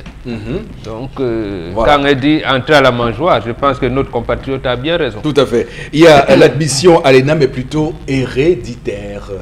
Ah, voilà. Vous êtes d'accord avec ça? Oui, absolument. Vous avez les cas sous vos yeux en ce moment? Oui. Vous avez le cas, le ministre de la Défense lui-même a eu sa quantité, le ministre, l'ancien ministre des Transports sa quantité, oui. Moukoko Mbondjoé en pleine phase, vous avez eu, tous cela ont eu. L'Élé l'Afrique aussi. L'Élé l'Afrique vient d'avoir, oui. les opérateurs économiques, dans l'audiovisuel même, aussi, il faut dire dans l'audiovisuel, ils ont aussi eu l'espace, ils sont nombreux. D'accord. Alors, ces grandes écoles resteront pour les autres jusqu'à la fin de ce régime, donc la corruption est au-dessus de tout, c'est Brice depuis Baham. Il faut dire 7 grandes écoles. Quand on dit 7 grandes écoles, non. L'ENAM a tué les autres grandes écoles. D'abord, l'OCUS, même lorsqu'elle était seule, je vais dire, n'était plus prisée. Oui. L'école nationale supérieure polytechnique n'était plus prisée. Comment dans un pays... Maintenant, l'IRIC aussi est dans la même configuration. Voilà, mais on a également... Avec les scandales, le scandale de Famandongo. Oui, mais sauf qu'il y a des filières à l'IRIC où on ne vous prend plus automatiquement comme fonctionnaire. Oui, justement. Donc, ici... Non, justement, la filière diplomatie, puisque c'est ça qui... Oui, oui, voilà, la filière, tout ça. Voilà. Tout à fait. Comment dans un pays où tout est à construire, on vous dit que les ingénieurs doivent chômer? Mais les administrateurs civils, eux, ont le travail. D'accord. Alors, on prend ce message aussi. L'équilibre régional favorise-t-il la compétence ou le mérite? C'est une question qu'on... C'est le député, je l'interpelle, Ngayap, le Frambo, qui doit répondre à cette question. Parce qu'en 87, chez l'Harmattan, il a sorti un livre où il dénonçait cet équilibre régional. Oui. Le titre du livre, c'est « Cameroun qui gouverne ». Il sortait bien les statistiques en dénonçant aujourd'hui où il est là où il est depuis au moins 2013, il ne dit plus rien. Voilà. Il est même secrétaire général d'un parti de la majorité présidentielle. Voilà, donc c'est lui qui doit répondre. De l'UNDP justement. De l'UNDP d'ailleurs. Il est sénateur nommé et pas élu. Voilà, donc on comprend pourquoi. Alors on va poursuivre les messages, madame, monsieur, sur la page Facebook 10-12 le Zénith. Majoritairement les grands concours au Cameroun sont réussis à cause des relations. Il n'y a pas besoin de magie pour le savoir. Donc tout ce qu'on a dit là vraiment... ne sert pas à grand chose puisque on sait tous comment ça fonctionne. On ne devrait même plus engager parce qu'en fait les étudiants de l'ENAM sont des officiers de réserve. Donc ils font le concours pour être officier. Pourquoi on lance alors trop de concours de recrutement même les MIA peut-être on devait prendre à l'ENAM, on envoie. On envoie, oui. Et voilà, et comme absolument. Et si vous sortez là, vous sortez avec le grade au moins de sous-lieutenant. D'accord. Voilà. Alors, il y a Hippolyte qui dit le comportement des directeurs généraux, préfets et sous-préfets est à l'image du fonctionnement de l'ENAM. Rien n'est surprenant et tout cela impacte bien sur très négativement sur notre société. Cette institution doit être supprimée. Voilà. Malheureusement, Joshua aussi a raté les élections. il aurait voilà, peut-être réalisé ce vœu. Voilà, donc, alors, il y en a qui commencent aussi à être très éloquents et très prolixe sur la définition de l'ENAM. Il y a Neil et Kang qui dit ENAM égale entreprise nationale de l'absence de mérite, signé. Et Kang dit, là, vous êtes ingénieux. Merci pour votre ingéniosité ce matin sur Equinox. On va également dire que il y a Thierry. Si ils ne reçoivent là-bas, si les cours ne portent que sur 2 types, sur 2 modules, ou corruption et répression. Qu'est-ce que vous voulez? Puisque lorsqu'ils sortent que ça, corruption, répression, interdiction. Hein? Vous voulez qu'on se retrouve à quoi? C'est-à-dire, lorsqu'il s'assied, il n'a qu'une seule chose, opprimer l'opposition, opprimer toutes les revendications, opprimer les réclamations, mais favoriser les marches de louange, les marches laudatives. Donc ce n'est que ça. Alors, on va rapidement terminer avec les messages. Je vous prie de ne plus commenter. On va tout de suite, parce qu'il y a beaucoup de messages. On a à cœur d'en lire quelques-uns quand même. Il y a Akalon Simon qui dit l'ENAM est pour les autres, le Bensikin et le Colbox est pour nous, mais Dieu est pour tout le monde. Franchement, où va ce pays? Que deviendra le bas peuple? C'est Lucien Toukam qui envoie ce message. Autre message, on a sérieusement l'impression d'être dans l'ère du monarchisme absolu, puisque le Cameroun fonctionne comme un royaume qu'on lègue. Et puis, un dernier petit message. S'il vous plaît, où se trouve la place des pauvres au Cameroun? Quel est le concours qui est favorable pour nous, les pauvres? Donc voilà, madame, monsieur, pour le bir. Le bir, oui. Le bir. L'école normale. Non, même l'école normale, c'est pas évident. L'école normale. Non, même l'école normale. Non, mais on ne négocie pas trop là-bas. l'école normale. À partir des Nièges. Comme ça, là, vous êtes sûr que vous ne travaillerez pas. Les Nièges, même réservé. Vous faites le concours, mais vous êtes sûr que vous n'allez jamais travailler. Les Nièges, même réservé aux femmes mariées. C'était réservé aux femmes mariées qui s'étaient abattues. Le mari cherche pour te caser, t'envoie à les Nièges. Non, mais je dois revenir sur l'école normale pour dire que non, c'est une vue l'esprit. Hein. Même là-bas, il y a un marchandage qui ne dit pas son nom. Et je vous le dis parce que c'est extrêmement grave pour le Cameroun qu'on se retrouve avec des gens qui ont un diplôme de licence et qui, dans un esprit d'oisiveté, décident de faire le concours de l'école normale supérieure pour faire un conseiller d'orientation, puisque c'est possible. Mais vous savez que pour être conseiller d'orientation, il faut faire psychologie générale pour avoir les bases qui vous permettent de conseiller, d'orienter un enfant. Mais il y a des kidam qui viennent de géographie, qui ont fait histoire, qui ont fait droit, qui veulent faire ce concours. Et résultat des courses, ils ne sont jamais à l'école pour faire le travail. Ils sont dans les ministères du tourisme, du commerce. Parce on y entre sans vocation, Charles Hamel. On entre dans cette école sans vocation. Depuis que l'école normale, il y a eu trop de scandales comme à l'ENAM et à l'IRIC. À partir des scandales, vous pouvez imaginer là où c'est prisé, là où il y a le vrai jus. Non, en réalité, je peux vous dire qu'à l'école normale, il y a tout autant du marchandage de place. Je ne dis pas non, mais ça n'attire pas. Non, mais sauf que... Ça, le mien attire les mouches, monsieur. Il faut voilà, absolument. Alors, merci beaucoup à vous, madame, messieurs, de nous rejoindre sur Equinox Télévision. Nous sommes bien au cœur du 10-12, le Zénith édition de ce lundi, 29 octobre 2018. Place maintenant la revue des réseaux sociaux. Et commençons par l'opération non au hold-up électoral lancée par Maurice Kamto et le mouvement pour la renaissance du Cameroun. On a vu ce week-end sur les réseaux sociaux abondamment d'images de cette opération. On a vu Maître Michel Doki, avocat au barreau du Cameroun, qui était dans une rigole entouré de gendarmes avec des matraques. Alors, d'aucuns ont clairement évoqué son interpellation et sa libération tard dans la nuit de samedi. On a également eu quelques autres personnes et militants du RDP, du MRC qui ont été interpellés. Il y a un avocat qui est actuellement en soins intensifs, qui saigne des oreilles et qui a eu la clavicule cassée.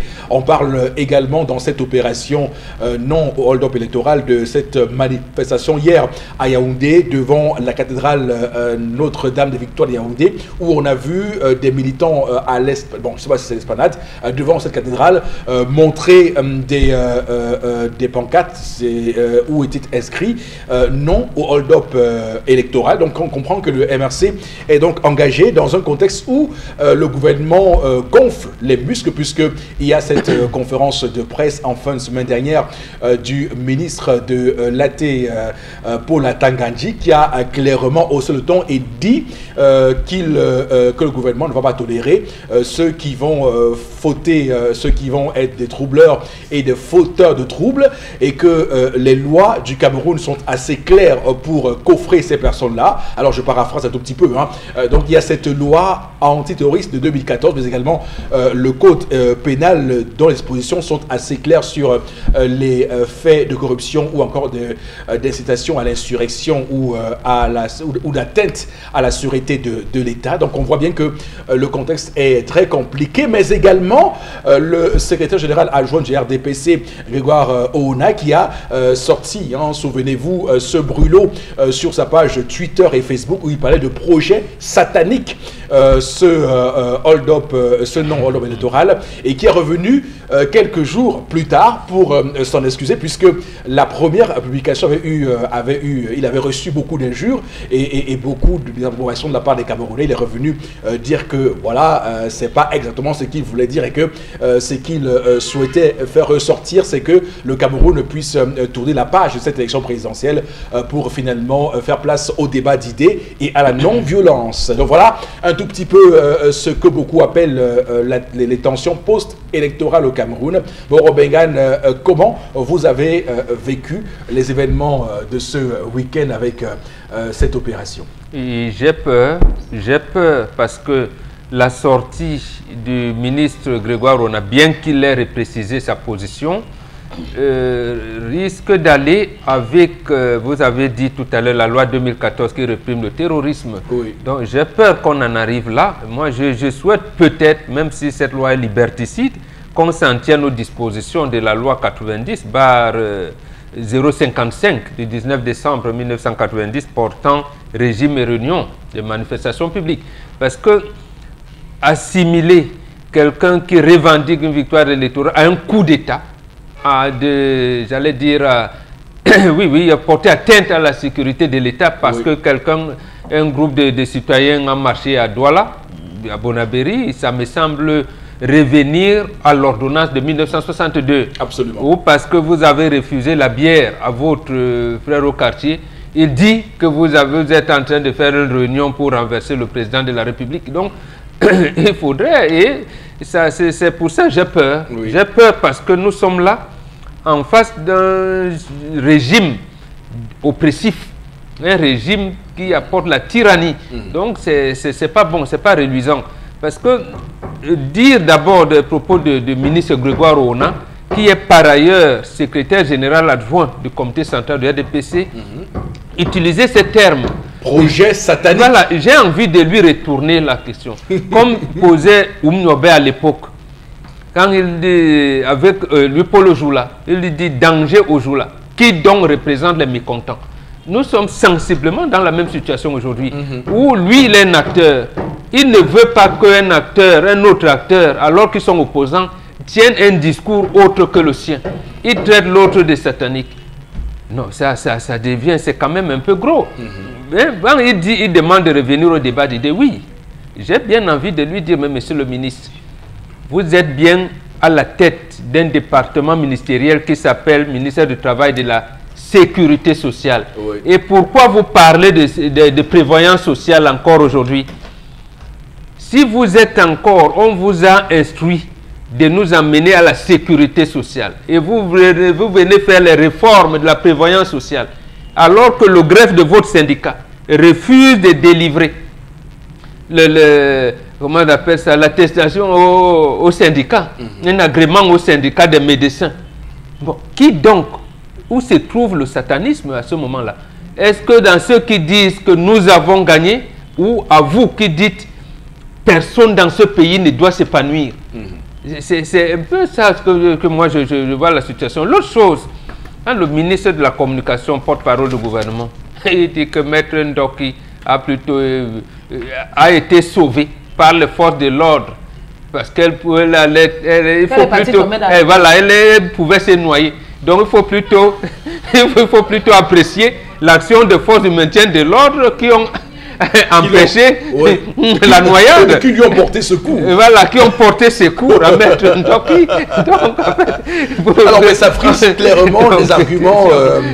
Alors, mais bon, c'est clair que depuis ce week-end, on se rend compte qu'il y a une mobilisation, mais est-ce que la réponse du gouvernement au final ne va pas se retourner contre lui, puisque on voit très bien que ces manifestants qu'on a vus à Yaoundé et à Douala n'étaient pas aussi nombreux que ça. On aurait juste pu les encadrer et ça n'aurait pas fait tout le grabuge ou le retentissement que ça a eu par la suite, puisque au final, pour la bataille de l'opinion, on se lève ce lundi matin en ayant à l'esprit que le Cameroun empêche ses citoyens de faire des marches pacifiques. Absolument. À main nue avec de l'arbre de paix en main. Si vous lisez la une de nos confrères de Jeune Afrique ce matin, dit Cameroun, tout change, mais rien ne bouge.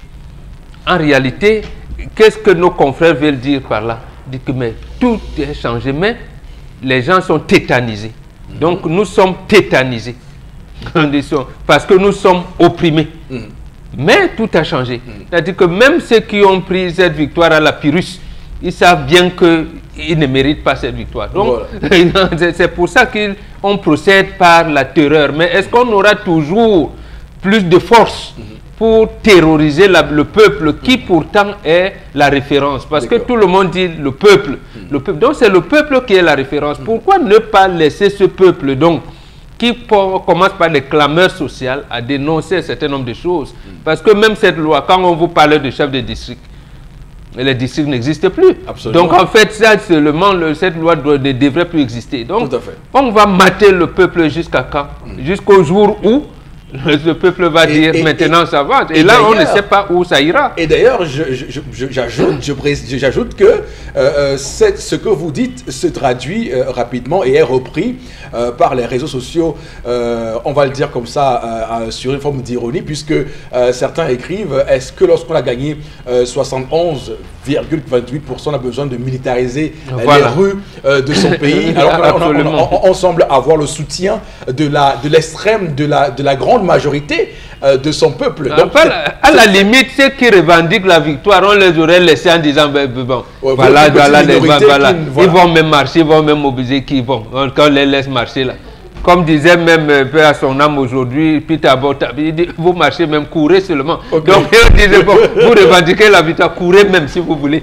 Mais si on vient les mater, ça veut dire qu'il y a un problème de légitimité réelle. Et ça veut dire que la légalité a été tronquée. Alors, cher Amel, ce qui d'ailleurs choque dans cette affaire pour ceux qui sont comme nous autres, les défenseurs des droits de l'homme, c'est qu'il y a une politique de 2 poids 2 mesures, puisque dans le même temps, on a vu des jeunes marcher pour la victoire du président Biya, et ils n'ont pas été inquiétés pour le coup. Le même jour, c'est-à-dire samedi, c'était à Garoua. Tout à fait. Le même jour à Garoua. Ouais. Le lendemain de la proclamation des résultats par la Cour constitutionnelle, à Ebolo, partout, on a marché. Même ce week-end, le chef de l'État a fait une apparition dans sa région où il a été fortement applaudi par des populations qui sont sorties nombreuses pour le voir ce week-end. Donc, c'est dire que c'est pour ça que je vous parle de ces étudiants de l'ENAM qui sont libérés. C'est ceux qui sont libérés avec deux rêves, corruption et répression.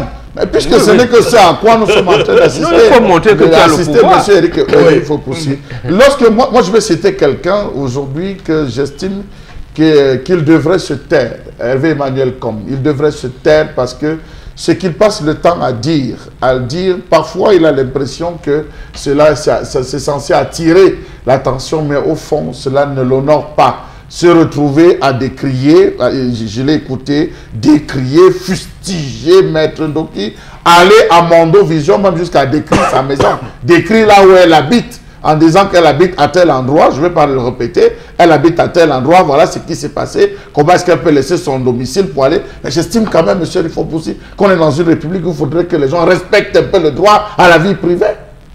Ça, c'est le premier point. Le deuxième point, c'est que si je suis en colère et que j'estime que mes droits, là où je me trouve, on n'a pas respecté mes droits, on n'a pas respecté, j'ai suivi tous les canaux légaux, on n'a pas respecté mes droits, mais il faudrait qu'on m'entende à un moment donné pour qu'on puisse y avoir un autre type d'arbitrage, monsieur Rifopoussi. Alors, j'estime, ce n'est pas pour légitimer ou les actions menées par le MRC, tout autant plus que la loi de manifester, c'est aussi reconnu. Le droit de manifestation est aussi reconnu. Sinon, on n'avait pas assisté à toutes ces grèves, ces individus. Et on a vu que les grèves ont résolu beaucoup de problèmes. Prenez le cas des enseignants. Les enseignants avaient suivi tous les voies légaux, mais ils ne sont pas rentrés dans leur droit. Ils sont descendus dans la rue. Et on a vu le ministre Michel Angoua sortir et dire qu'il n'était pas au courant d'une situation comme celle-là. Et aussi, tout enseigné à résoudre le problème. Donc, j'estime, monsieur le Fopoussi, que c'est le traitement. Lorsque vous allez sur la toile, vous avez des gens qui disent que c'est les Bamileke qui sont dans la rue. C'est les Bamileke. Ndoki n'est pas Bamileke. Est-ce que Maître Ndoki est Bamileke? N'ayons pas peur, disons-le. Le RSC, c'est Bamileke, oui. Donc ceux qui descendent, c'est les Bamileke. La preuve, regardez les zones qui sont ciblées, c'est les zones des Bamileke. Mais voilà le langage qui est tenu. Depuis, on décrit cela. On décrit cela depuis les premières heures. Le ministre Atangandi n'a rien dit. On a eu toute une chaîne qui n'a passé le temps qu'à lancer des propos haineux. Le ministre Atangandi n'a rien dit. Le ministre de la Communication n'a rien dit. Donc j'estime qu'à un certain moment, monsieur Rifopoussi, c'est 2 points. 2 mesures, 2 mesures. Je reviens à ce que vous avez dit, 2 points, 2 mesures. Parce que pendant qu'il y a ceux qui insultent en face ce qu'on trouve normal, il y a d'autres qui sont en train de revendiquer et qu'on essaie d'opprimer, de fustiger. Bon, maintenant, toujours sur la toile, lorsqu'on a vu les premières actions, les premières images, chacun s'interrogeait, monsieur Rifopoussi. On s'interrogeait sur la qualité des images, parce que dans chaque image qui a été diffusée, on voulait essayer de comprendre, interpréter l'image. Comment est-ce qu'elle s'est retrouvée dans le caniveau? Qui essayait de la tirer? En aucun moment, on a vu une force de l'ordre la tirer. On a plutôt vu des forces de l'ordre tenir des roues. Était-ce une roue pour jeter sur la tête de quelqu'un? Est-ce que c'était une roue pour jeter sur la tête de quelqu'un? Était-ce, on faisait tant de l'espace dans ce pick-up de gendarmerie? Il y a autant de questions qu'on se posait par rapport à cela. À un moment donné, on a vu son bras levé. Le bras levé, c'était pourquoi? On a passé le temps à interpréter en attendant qu'elle-même ne nous explique ce qui fondamentalement s'est passé. Quelqu'un d'autre est arrivé sur la toile en disant que non, elle est tombée, on a voulu la demander de venir, elle s'est jetée en disant la patrie ou la mort, et ça a été repris par Hervé Emmanuel comme.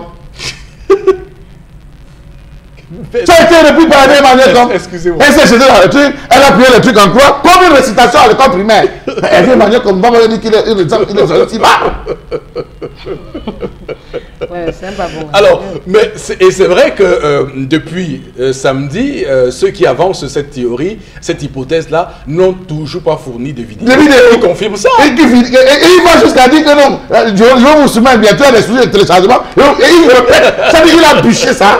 Il a bûché ça. Et il répète comme un enfant de la Syrie. Il répète, vous sentez qu'il s'est préparé. Mais en tout cas, il n'est pas le seul, puisque il semble que les éléments de langage ont bien été rodés par le parti au pouvoir pour que ceux qui vont répondre, puisqu'il y a eu comme une armée de personnes qui sont venues riposter à cette marche pacifique, à toutes les images, dans tous les commentaires, vous avez des gens qui viennent exactement reprendre la même histoire. Voilà. Elle s'était créée, la patrouille ou la mort. Donc ça s'est répété de manière virale et on se pose bien la question, est-ce que c'était voulu en régional politique lorsque c'est encore que l'expression la patrie ou la mort, elle a un sens. Voilà, tout à fait. Encore que la patrie ou la mort, elle a un sens. Ok, alors, tendance. On a commencé son challenge sur Facebook. Les gens disent que les gars tombent dans la rigole que challenge Maître Ndoki. Challenge. Tout le monde a commencé. Non, mais c'est regrettable. Vraiment, quand même. Parlons peu, mais vrai.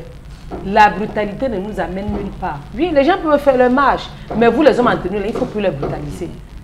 Vous pouvez les empêcher. Est-ce que les vont manifester avec les armes? Il avait l'arme de la paix. Vous n'allez pas les brutaliser comme ça. Vous n'allez pas les brutaliser. On a dit que c'est la bétadine qu'on a mis. On a mis la photo avec la bétadine. Non à la violence. Moi, je me dis parfois que, comme vous demandez de rester en Oulaza pour empêcher que ça arrive comme c'était arrivé en 2008. Parce que je me rends compte qu'en 2008, on a somnolé, le pied est arrivé. Et nous, on n'a plus besoin de ça. Donc, si les gars font leur marche et que vous, les hommes en tenue, j'ai beaucoup de respect pour vous. Si vous êtes là pour mettre de l'ordre ou la paix, vraiment, faites avec le respect. Parce que vous, une maman, comme mettre donc une t'attend que tout le monde respecte, coucher dans la rigole, les bâtons que les policiers arrivent là où se poussent, c'est les matraques, où c'est les kios, où vous l'avez fouetté, où vous ne l'avez pas fouetté, tellement ça a plusieurs versions. Mais je ne veux plus voir l'image là. Voilà. Ça a pris tout Facebook. Tout à fait. Certaines personnes disent qu'elle est partie tomber dans la rigole seule. D'autres disent que non, on l'a seulement brutalisé. Pour finir, moi-même, je ne connais pas ce qui est vrai. Pourquoi vous voulez rendre les Camerounais rebelles? Voilà, en tout cas, on veut la paix. voilà. En tout cas, quand je lis même l'une des hypothèses qu'on avance sur les réseaux sociaux, on rapporte que Maître Ndoki, on aurait demandé à Maître Ndoki de se présenter. Alors, mais attention, quand vous faites ça, c'est... Elle n'est même plus présentable. Mais je dis, mais ça c'est... C'est une personne publique. C'est une provocation. Je veux dire, à la limite, vous donner là la possibilité à quelqu'un de faire des choses. Donc à un moment donné, quand même, lorsqu'on est force de maintien de l'ordre, même si j'ai beaucoup de soucis avec cette expression, force de maintien de l'ordre, quand même, on a appris les droits de l'homme à l'école, donc forcément, on doit appliquer ce qu'on a appris à l'école. Alors, ce qui est différent en 2018 par rapport à 92, avec l'élection, là encore, de 92, qui avait été prétendument annoncé volé, et la lutte de l'indépendance d'avant et d'après indépendance.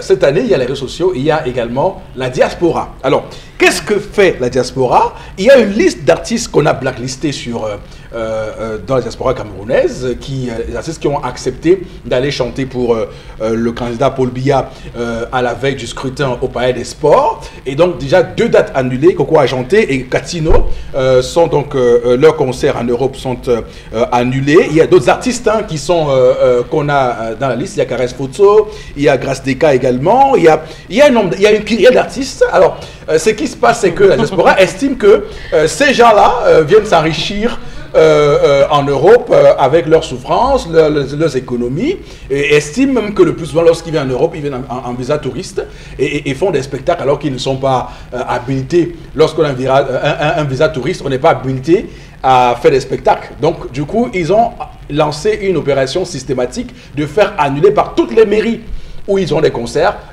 concerts. Donc, parce qu'effectivement, ils savent que ces artistes n'ont pas de visa. Ils chantent d'abord, maman. Bon, on ne sait pas comment ils font. Ils chantent d'abord. On ne sait pas comment ils font. Ils chantent dans des Pourquoi foyers. les punir comme ça? Voilà. Donc, bon, que ce soit dans les foyers ou pas, ils doivent chanter ici et c'est leur champion qui a rempli. Voilà. Donc, c'est tout à fait qu'ils viennent donc leur association de défense des droits Non, comme Maman nous rejoint maintenant. Rappelez-vous le lendemain quand ils sont allés gréver à Saint-Yves, on a dit que c'est eux. Allez-y.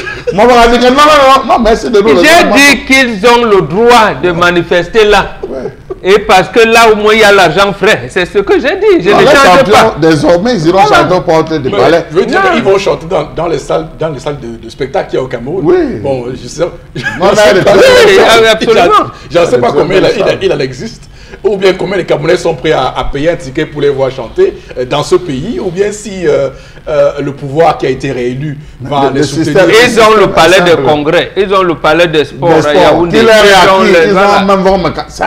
Quelquefois, on les invite à un Vomeka. Au palais, ils vont en Europe faire quoi? Puisqu'ils ont quelqu'un qui peut les prendre en charge ici, ils vont en Europe faire quoi? Ils ont dit le principe est simple. C'est-à-dire, après les actions de la mairie, lorsque les gars forcent qu'a fait, on appelle nuisance son nom, nuisance son nom. À plus de 6 coups, on a 6 coups de fil, on descend pour essayer de voir. Donc, et puis le boycott des spectacles, puisque ceux qui allaient souvent payer les tickets, voilà, c'est les Camerounais. Les Camerounais qui vont pas, Mais il y a quand même, c'est un fait que j'aimerais qu'on décrypte cette action de la diaspora camerounaise qui exprime là une forme de lassitude, parce que lorsqu'on écoute ces Camerounais là qui ont acquis le plus souvent une haute nationalité que celle du Cameroun et qui n'ont pas la possibilité de rentrer au Cameroun investir. Il y a une qui m'a dit qu'elle a investi près de 10 000 euros au Cameroun, 10 000 euros, qui a une somme qui a été vampirisée comme ça. Elle a perdu 10 000 euros et pourtant elle n'avait qu'une seule envie, c'est de pouvoir investir dans son pays. Ils sont nombreux comme ça qui veulent investir, mais il y a des barrières. Monsieur Eric Fopoussi, je vais vous prendre l'histoire. Je vais vous raconter l'histoire de quelqu'un qui avait décidé d'envoyer un matériel. Le matériel au Cameroun. Je ne donne pas l'orientation. Il a envoyé le matériel au Cameroun. Ça devait servir dans un centre, monsieur Eric Fopoussi. Alors, le gars envoie, c'était dans 3 conteneurs. Ça devait arriver 3 conteneurs de 20 pieds. Donc, il y avait du matériel, il y avait des lits, il y avait tout. Il y avait vraiment un matériel consistant. Alors lorsque ça arrive, bon, on dit on ne va pas payer la douane, étant donné que c'est à caractère social et tout. On dit ok, il faudrait qu'il aille rencontrer le ministre.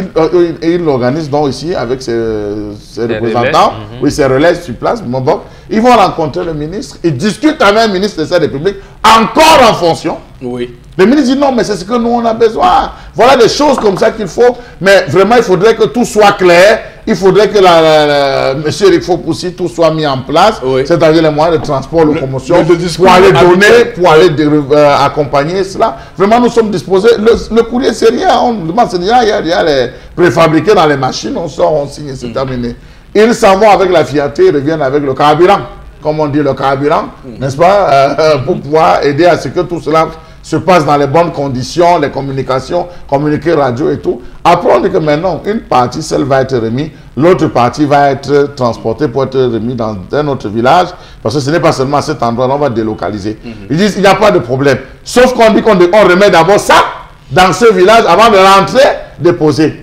Les familles disent, il n'y a pas de problème, mais en menant les enquêtes, ils se rendent compte que là-bas, c'était sous la bannière du don personnel du ministre, et non le don de cet individu qui s'est battu pour pouvoir ramener. Voilà. Donc voilà comment ils torpillent. Beaucoup de projets sont torpillés parce que lorsque ça arrive, c'est récupéré pour faire passer soit sur la bannière individuelle égoïste de ces différents responsables, soit se placer sous la bannière d'un parti, jamais au nom des individus qui se battent pour pouvoir apporter cela. Et c'est la raison pour laquelle vous allez vous rendre compte qu'aujourd'hui, cette affaire de don, où vous voyez les gens envoyer des lits orthopédiques, les matériels, les gens préfèrent retourner cela et envoyer dans leur propre village où ils arrivent à travers des campagnes de sensibilisation, campagnes de traitement de ci et campagnes de traitement de ça. Alors, bon, il y a l'article 31 de la loi de 68 qui fait en sorte que lorsqu'on a acquis une nationalité, on perd automatiquement la nationalité camerounaise. Donc, il y a clairement eu un barrage à la double nationalité. Et pour ceux qui ont souvent tendance à railler la diaspora parce qu'ils disent que les chiffres, le nombre d'inscrits n'est pas conséquent par rapport au mouvement, au vacarme qu'ils font sur les réseaux, il faut dire clairement que beaucoup d'entre eux n'ont pas le droit de vote parce qu'ils sont donc sur le coup de cette double nationalité. Et beaucoup espèrent que le Cameroun change de régime pour qu'on instaure enfin cette nationalité pour qu'ils aient la possibilité de venir investir dans leur pays et contribuer au développement du pays. Absolument. Oui. Et ça, c'est une incongruité terrible. Vous vous rendez compte qu'en 1990, l'équipe nationale de football des Lions Indomptables qui arrive en quart de finale avait au moins 11 binationaux. Tous les gardiens de but étaient, deux étaient français, un espagnol. Thomas Nkono qui a joué était un espagnol. Et il a voyagé avec un passeport espagnol.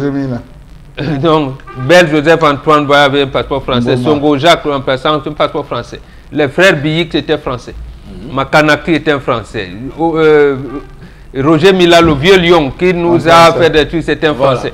Donc les Pagales et tout ça, c'était des français. Voilà.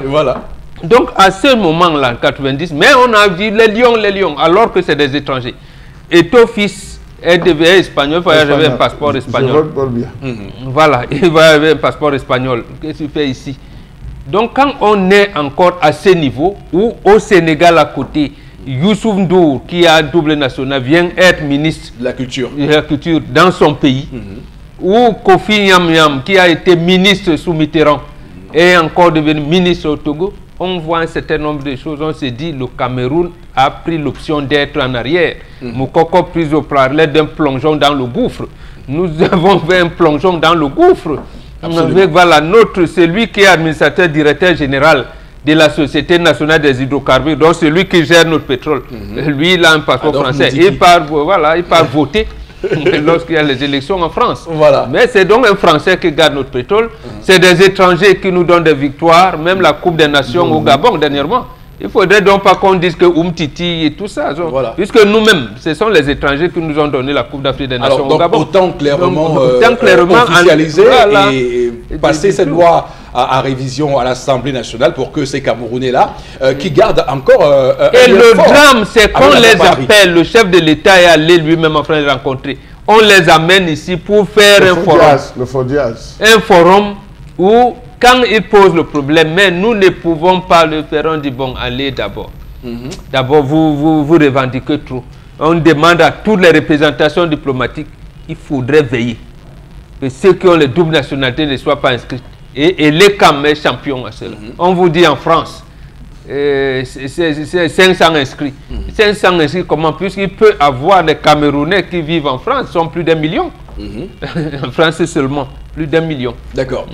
En tout cas, on va dire que les artistes qui sont aujourd'hui interdits de spectacle sur la place de la diaspora camerounaise à l'étranger, ils n'y sont peut-être pour rien. Je suis prudent quand j'avance cela parce que ils ont dû y aller. Ils ont dû y aller sans forcément penser aux conséquences. Et c'est là que je questionne leur responsabilité parce que vous devez être citoyen avant d'être artiste. Monsieur, donc mesurer. Je ne suis pas d'accord avec vous. Pourquoi je ne suis pas d'accord? Parce qu'il y a eu une série de critiques acerbes qui ont été portées à l'endroit, je le cite, de mathématiques de petits pays, lorsqu'il a fait une apparition arborant lui aussi arborant la tenue d'un parti. Voilà. 2 jours plus tard, ça a été celui qui chante des Broussaillés, qui lui aussi a fait son titre, a fait sa sortie. Non, je n'ai pas envie de citer, je connais bien comment ça va. Je mets des Broussaillés, ça c'est une figure pour que les gens comprennent que lui là où des Broussaillés son chemin. Il s'est placé en disant que moi aussi, je vais voter pour mon champion en route pour Yaoundé. Ils ont fait ça en route pour Yaoundé. Ceux qui étaient à Garoua mettaient en route pour Yaoundé. Ceux qui étaient à Bafoussam et tout, chacun a essayé de mettre en disant je vais à Yaoundé. Il y a eu, rentrez, vous allez vous rendre compte. Il y a eu des critiques où les gens disaient mais attention, ne soyez pas en même temps juge et parti. C'est nous qui vous avons choisi, c'est nous le peuple qui faisons votre force, c'est nous qui vous...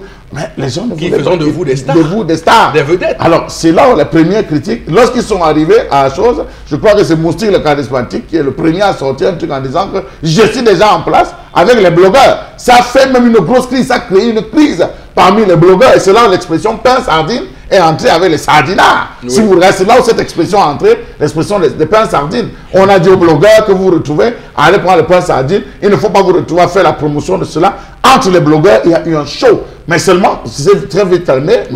Ils se font plus discrets depuis un temps. Hein. Non, les blogueurs, on peut les citer, ils se font plus vraiment discrets. Parce que vous avez d'abord eu les premiers qui ont commencé à sortir les premiers livres. À sortir les premiers livres du chef de l'État, là où il était au séminaire, ben, des petites tenues, à la tenue lorsqu'il faisait ses formations. On filmait ses passages au séminaire, ses premières rencontres. On filmait avec des commentaires. Ça, c'est des blogueurs précis. Et on comprend pourquoi le ministre de la Communication les avait invités pour essayer d'avoir une séance de travail avec eux à ce niveau. Ça fait des crises, ça crée une crise sur la toile et une crise qui rapidement s'est gérée. Après, c'était les artistes. Les artistes sont arrivés en disant vous avez votre choix, c'est notre champion. Alors, mais Charles, que peut être l'impact de cette décision de la diaspora, de certains membres de la diaspora? Ce n'est pas tous qui sont acquis pour l'opposition, mais quel pourrait être l'impact de cette décision? Est-ce que ça pourra nuire à leur portefeuille? C'est dangereux lorsque vous êtes censuré par le peuple. Oui. C'est très dangereux lorsque vous êtes censuré par le peuple. Lorsque le peuple vous censure, lorsque le peuple décide de ne plus se reconnaître en vous, quel que soit ce que vous ferez, vous aurez à faire. Rappelez-vous de Bendeka, du jubilé de Bendeka. Rappelez-vous de la période de Mbanga. Quand Bendeka avait dit, j'ai fait mon jubilé, vous savez que lorsqu'il est revenu, c'est au forceps. S'il n'avait pas de courage, le peuple a dit, tu viens encore faire quoi? Tu as fait ton jubilé, on boycottait systématiquement tout. Il a fallu qu'il se batte, il produise. Et pour se le faire réaccepter par le peuple. On a eu le cas de la période de Manga avec la trahison. Tout le monde a dit la trahison. Il a sorti tous les types d'albums qu'il va sortir. Aussi beau que cela a été, le peuple a dit c'est ton problème. Donc ce type de censure, et vous savez aujourd'hui que c'est plus la diaspora qui fait la richesse de nos artistes. Oui. Lorsque le petit pays fait un tour, il fait le tour là, il rentre ici là, il est bien entier. Vous avez vu un autre artiste, celui qui gueulait sur sa chaîne là, cet artiste qui gueulait, qui passait tout le temps à gueuler. Lorsqu'il faisait un tour, et vous les voyez là, il en arguait les gens à compter les héros et tout comme ça. Lui par contre, il n'est pas blacklist. Non, je l'ai argué parce qu'il avait choisi un candidat. Il avait choisi un autre candidat. Voilà un peu ça. Et cette posture des artistes, c'est comme ce que aujourd'hui, ce vent qui est en train de se soulever aujourd'hui contre les chefs des différents villages, où les populations sont en train de les vomir, en disant que au lieu de vous occuper de vos populations, si dans ton village, tu as 1000 populations, de 200, il y a 5 candidats, et chacun de tes populations vont chez les 5 candidats, tu vas séparer ton village parce que tu as préférence. Le chef est là pour habiter et non pour diviser. Voilà ce qu'on est en train de faire. Et le cas, c'est celui de Baham, où toute une panoplie de réunions a été tenue avec les élites, avec d'autres chefs pour amener la paix. Mais seulement la paix, le peuple a censuré. Non, c'est pour dire qu'il faut faire très attention lorsque le peuple décide de censurer. Et comme il a décidé, je crois que les artistes devraient faire le mea culpa et trouver tout ce qu'il faudrait pour dire ok, on a compris. D'accord. Merci beaucoup sur ce plateau. Je rappelle que le temps qui nous est imparti s'écoule dangereusement. On va tout de suite, madame, monsieur, sans plus attendre une seule seconde, prendre interpellation puisqu'on a vraiment passé les temps. On s'en excuse, à tout de suite. Il n'y a pas de...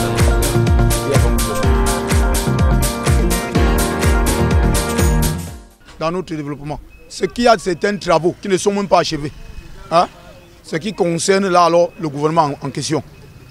Tu comprends ce que je dis? Donc automatiquement les travaux qu'on commence, on n'achève pas, on part de gauche à droite. Ou un peu non. Les routes désenclavées, un peu tout. Donc sinon on se mettait au travail. On commence, on termine. On devait être dans la logique des choses. Vous comprenez un peu? Puisque les stades même ne sont pas achevés et sont dans ses débuts. Je ne sais pas si on va arriver un jour. La mentalité ne change pas. C'est la même mentalité. Vous comprenez un peu, non?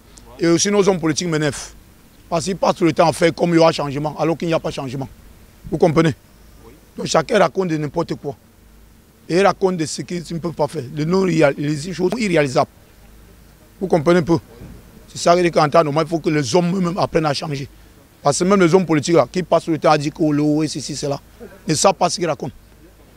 Parce que personne ne peut changer la situation. Pas tous ceux qui racontent que je suis opposant, il n'y a pas d'opposition au Cameroun. Tout ça, c'est la mendicité, c'est le ventre.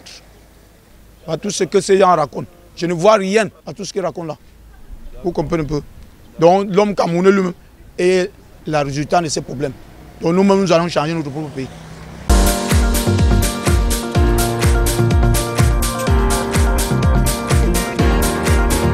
Alors, j'imagine que les haineux vont dire que le compatriote a fumé quelque chose qu'on connaît, mais il dit des choses pertinentes malgré ce fumage. Permettez-moi l'expression. Robingan, sur le changement. Justement, c'est ce que nous disions tout à l'heure. Si nos dirigeants écoutaient le peuple, ce que notre compatriote a dit a été dit par Madame Christine Lagarde au président de Biya lorsqu'elle a fait sa visite ici, invitée d'ailleurs par le chef de l'État camerounais. Il lui a dit, excellent, vous avez embrassé beaucoup de choses, vous avez pris beaucoup de projets. J'ai peur que vous ne puissiez terminer aucun. À l'allure où ça va, mais c'est comme si il avait suivi Madame Lagarde. On a embrassé beaucoup de choses au point où on n'arrive même pas à diligenter ce qu'on a, même pas un seul n'arrive à arriver. Voilà. Donc ça c'est vrai. Voilà. Merci beaucoup Bengan pour ces précisions sur l'interpellation de ce matin, madame, messieurs. Nous allons rester sur la suite de l'émission pour prendre au plateau B Constilamine. Nous sommes aujourd'hui le 29 octobre 2018, journée internationale des AVC, et c'est l'occasion idoine pour nous d'aller parler du Vombio Oméga 3. Bonjour et bon début de semaine, Consti. Oui, bonjour Eric, bonjour à tous les téléspectateurs de l'émission 10 de Zénith. Et bonjour à tous les clients du concept Salaka.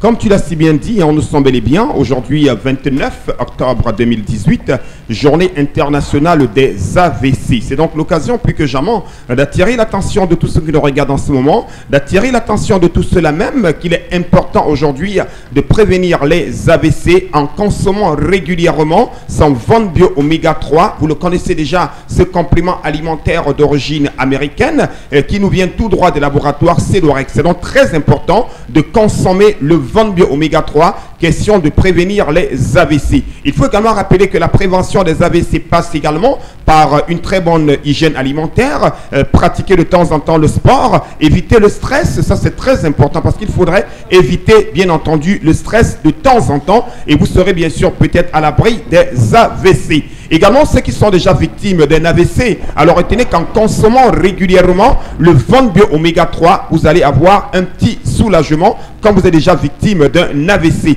Voilà donc quelques conseils pratiques pour cette journée internationale des AVC. Alors parlons bien sûr de ce complément alimentaire, le Vombio Oméga 3. Il faut rappeler que ça permet de réduire les complications liées au diabétique, liées bien sûr au diabète autant pour moi. Ça permet également de prévenir les AVC, de réguler le taux de cholestérol dans le sang, de réduire naturellement la pression artérielle. Le Von Bio Oméga 3 permet également de faciliter la guérison des inflammations, mais également de permettre à nos articulations d'être de plus en plus souples, tout en nous permettant également de garder la bonne humeur. L'oméga 3 permet également de prévenir cette maladie liée au vieillissement, à savoir l'Alzheimer. Voilà donc quelques avantages liés à la consommation régulière de ce complément alimentaire qui, je rappelle, est sans effet secondaire dans l'organisme et ça ne coûte que la somme de 5 000 francs. Oui, le prix n'a pas changé,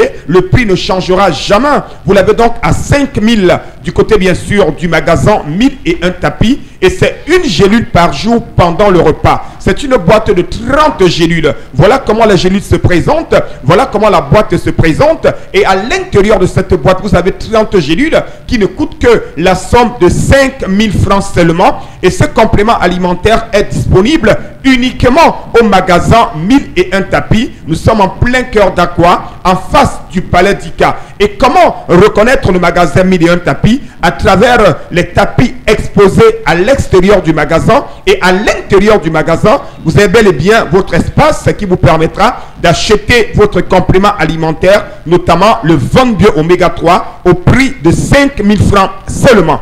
À côté, bien sûr, du complément alimentaire Oméga 3, on a également une lotion. C'est la lotion des diabétiques. Je vous le rappelle encore ce matin. Vous êtes diabétique, alors plus besoin d'utiliser n'importe quel lait de toilette. Vous avez un lait de toilette uniquement pour vous. C'est la lotion Von Bio qui ne coûte que la somme de 6 000 francs seulement. Vous l'appliquerez 3 fois par jour sur les pieds et le reste du corps. Cette lotion permet de nourrir la peau des diabétiques, de la protéger, de la régénérer. Alors n'hésitez surtout pas. Rendez-vous également au magasin 1001 tapis pour avoir votre lotion au prix de 6 000 francs seulement. Ceux des téléspectateurs qui sont hors de la ville de Douala, ceux des téléspectateurs qui n'ont pas le temps de venir au magasin 1001 tapis, vous pouvez nous appeler et vous serez livré quelle que soit votre ville, votre pays, votre quartier, votre village. N'hésitez surtout pas de nous appeler à nos numéros de téléphone et vous serez livré grâce à nos différents agents de livraison. Merci et surtout, on se donne rendez-vous demain pour la suite de la vente au concept Salaka. Merci beaucoup, Constille Lamine. Madame, Messieurs, on vous invite maintenant à être attentifs à ces nombreux messages que nous recevons à travers notre page 10-12 Le Zénith. Il y a tellement de réactions, je vais quand même en sortir quelques-unes.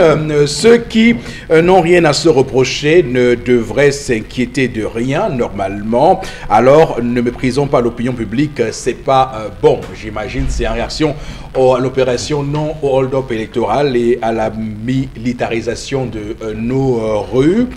La norme des choses devrait que les manifestants jouissent de leurs droits. Alors pourquoi le pouvoir se dérange-t-il s'il est vrai? Il y a, ça c'est Thierry qui envoie ce message. Il y a Karine Floriombi qui dit... j'ai perdu le message, je le retrouve rapidement. Voilà, vous avez tellement raison, vous êtes très véridique, vous êtes droit. Il y a les chaînes qui avancent des propos haineux. Enfin, c'est pour la question du tribalisme et tout ce qu'on a, le 2 poids 2 mesures qu'on a évoqué sur ce plateau, et c'est vous qui l'avez évoqué. D'ailleurs, Charles Abel Batchou. Alors, il y a Etina Michel qui dit le pouvoir ne quittera pas bon, enfin, je veux dire, c'est un message qui n'est pas bon à lire, je m'en excuse. Il y a beaucoup de messages. Alors, les pauvres n'ont pas de place à l'ENAM, ça c'est une réaction à l'ENAM. En parlant de l'ENAM, j'ai envie de pleurer car le Cameroun est le seul pays au monde donc, où les gens marchent la tête en bas, les pieds en l'air. Voilà. Au pays, gouverner est la chose des autres, fils et filles d'eux, fils d'eux. Comme on dit chez nous, enfant de boss, c'est boss. Voilà, donc il y a tellement de messages qui arrivent. On va prendre ces derniers messages puisque le temps qui nous impartit s'écoule rapidement. L'homme camerounais n'en a pas assez du carburant, même si son réservoir est plein et peu importe l'impact sur le développement du pays. Je pense que c'est oui, mais totalement que oui. Les batailles de la vie ne sont pas gagnées par les plus forts, ni par les plus rapides, mais par ceux qui n'abandonnent jamais. Ça aussi, voilà. Il faut le dire. Voilà, bon, Vegan. On va prendre d'autres messages, voilà, messieurs, également envoyés sur la page 10-12 le Zénith. Merci infiniment à vous pour ces messages que vous nous envoyez sur la page 10-12 le Zénith à travers les différents sujets que nous développons sur ce plateau. Donc, rapidement, je vais lire les derniers messages avant qu'on ne vous dise au revoir ce matin. Rapidement, alors, on va prendre celui-ci.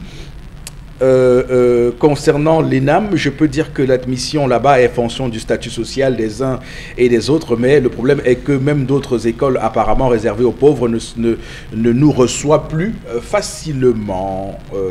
Je pense que ça fait référence à l'école normale dont on parlait sur ce plateau. Alors, on va prendre un message concernant l'histoire du jour de tendance grigné ce matin pour terminer et boucler la boucle comme chaque matin d'ailleurs. Alors, juste pour dire qu'il ne fallait pas que celle-ci rejette les savons, peut-être que cette dernière a regretté ce qu'elle a fait. Pardonne ta copine, car même Dieu nous pardonne combien de fois nous, ses serviteurs. Voilà. Ça s'appelle Boucler la boucle. On a commencé par l'histoire du jour, on termine avec l'histoire du jour. Mesdames, messieurs, merci infiniment à vous de votre fidélité ce matin sur Equinox Télévision.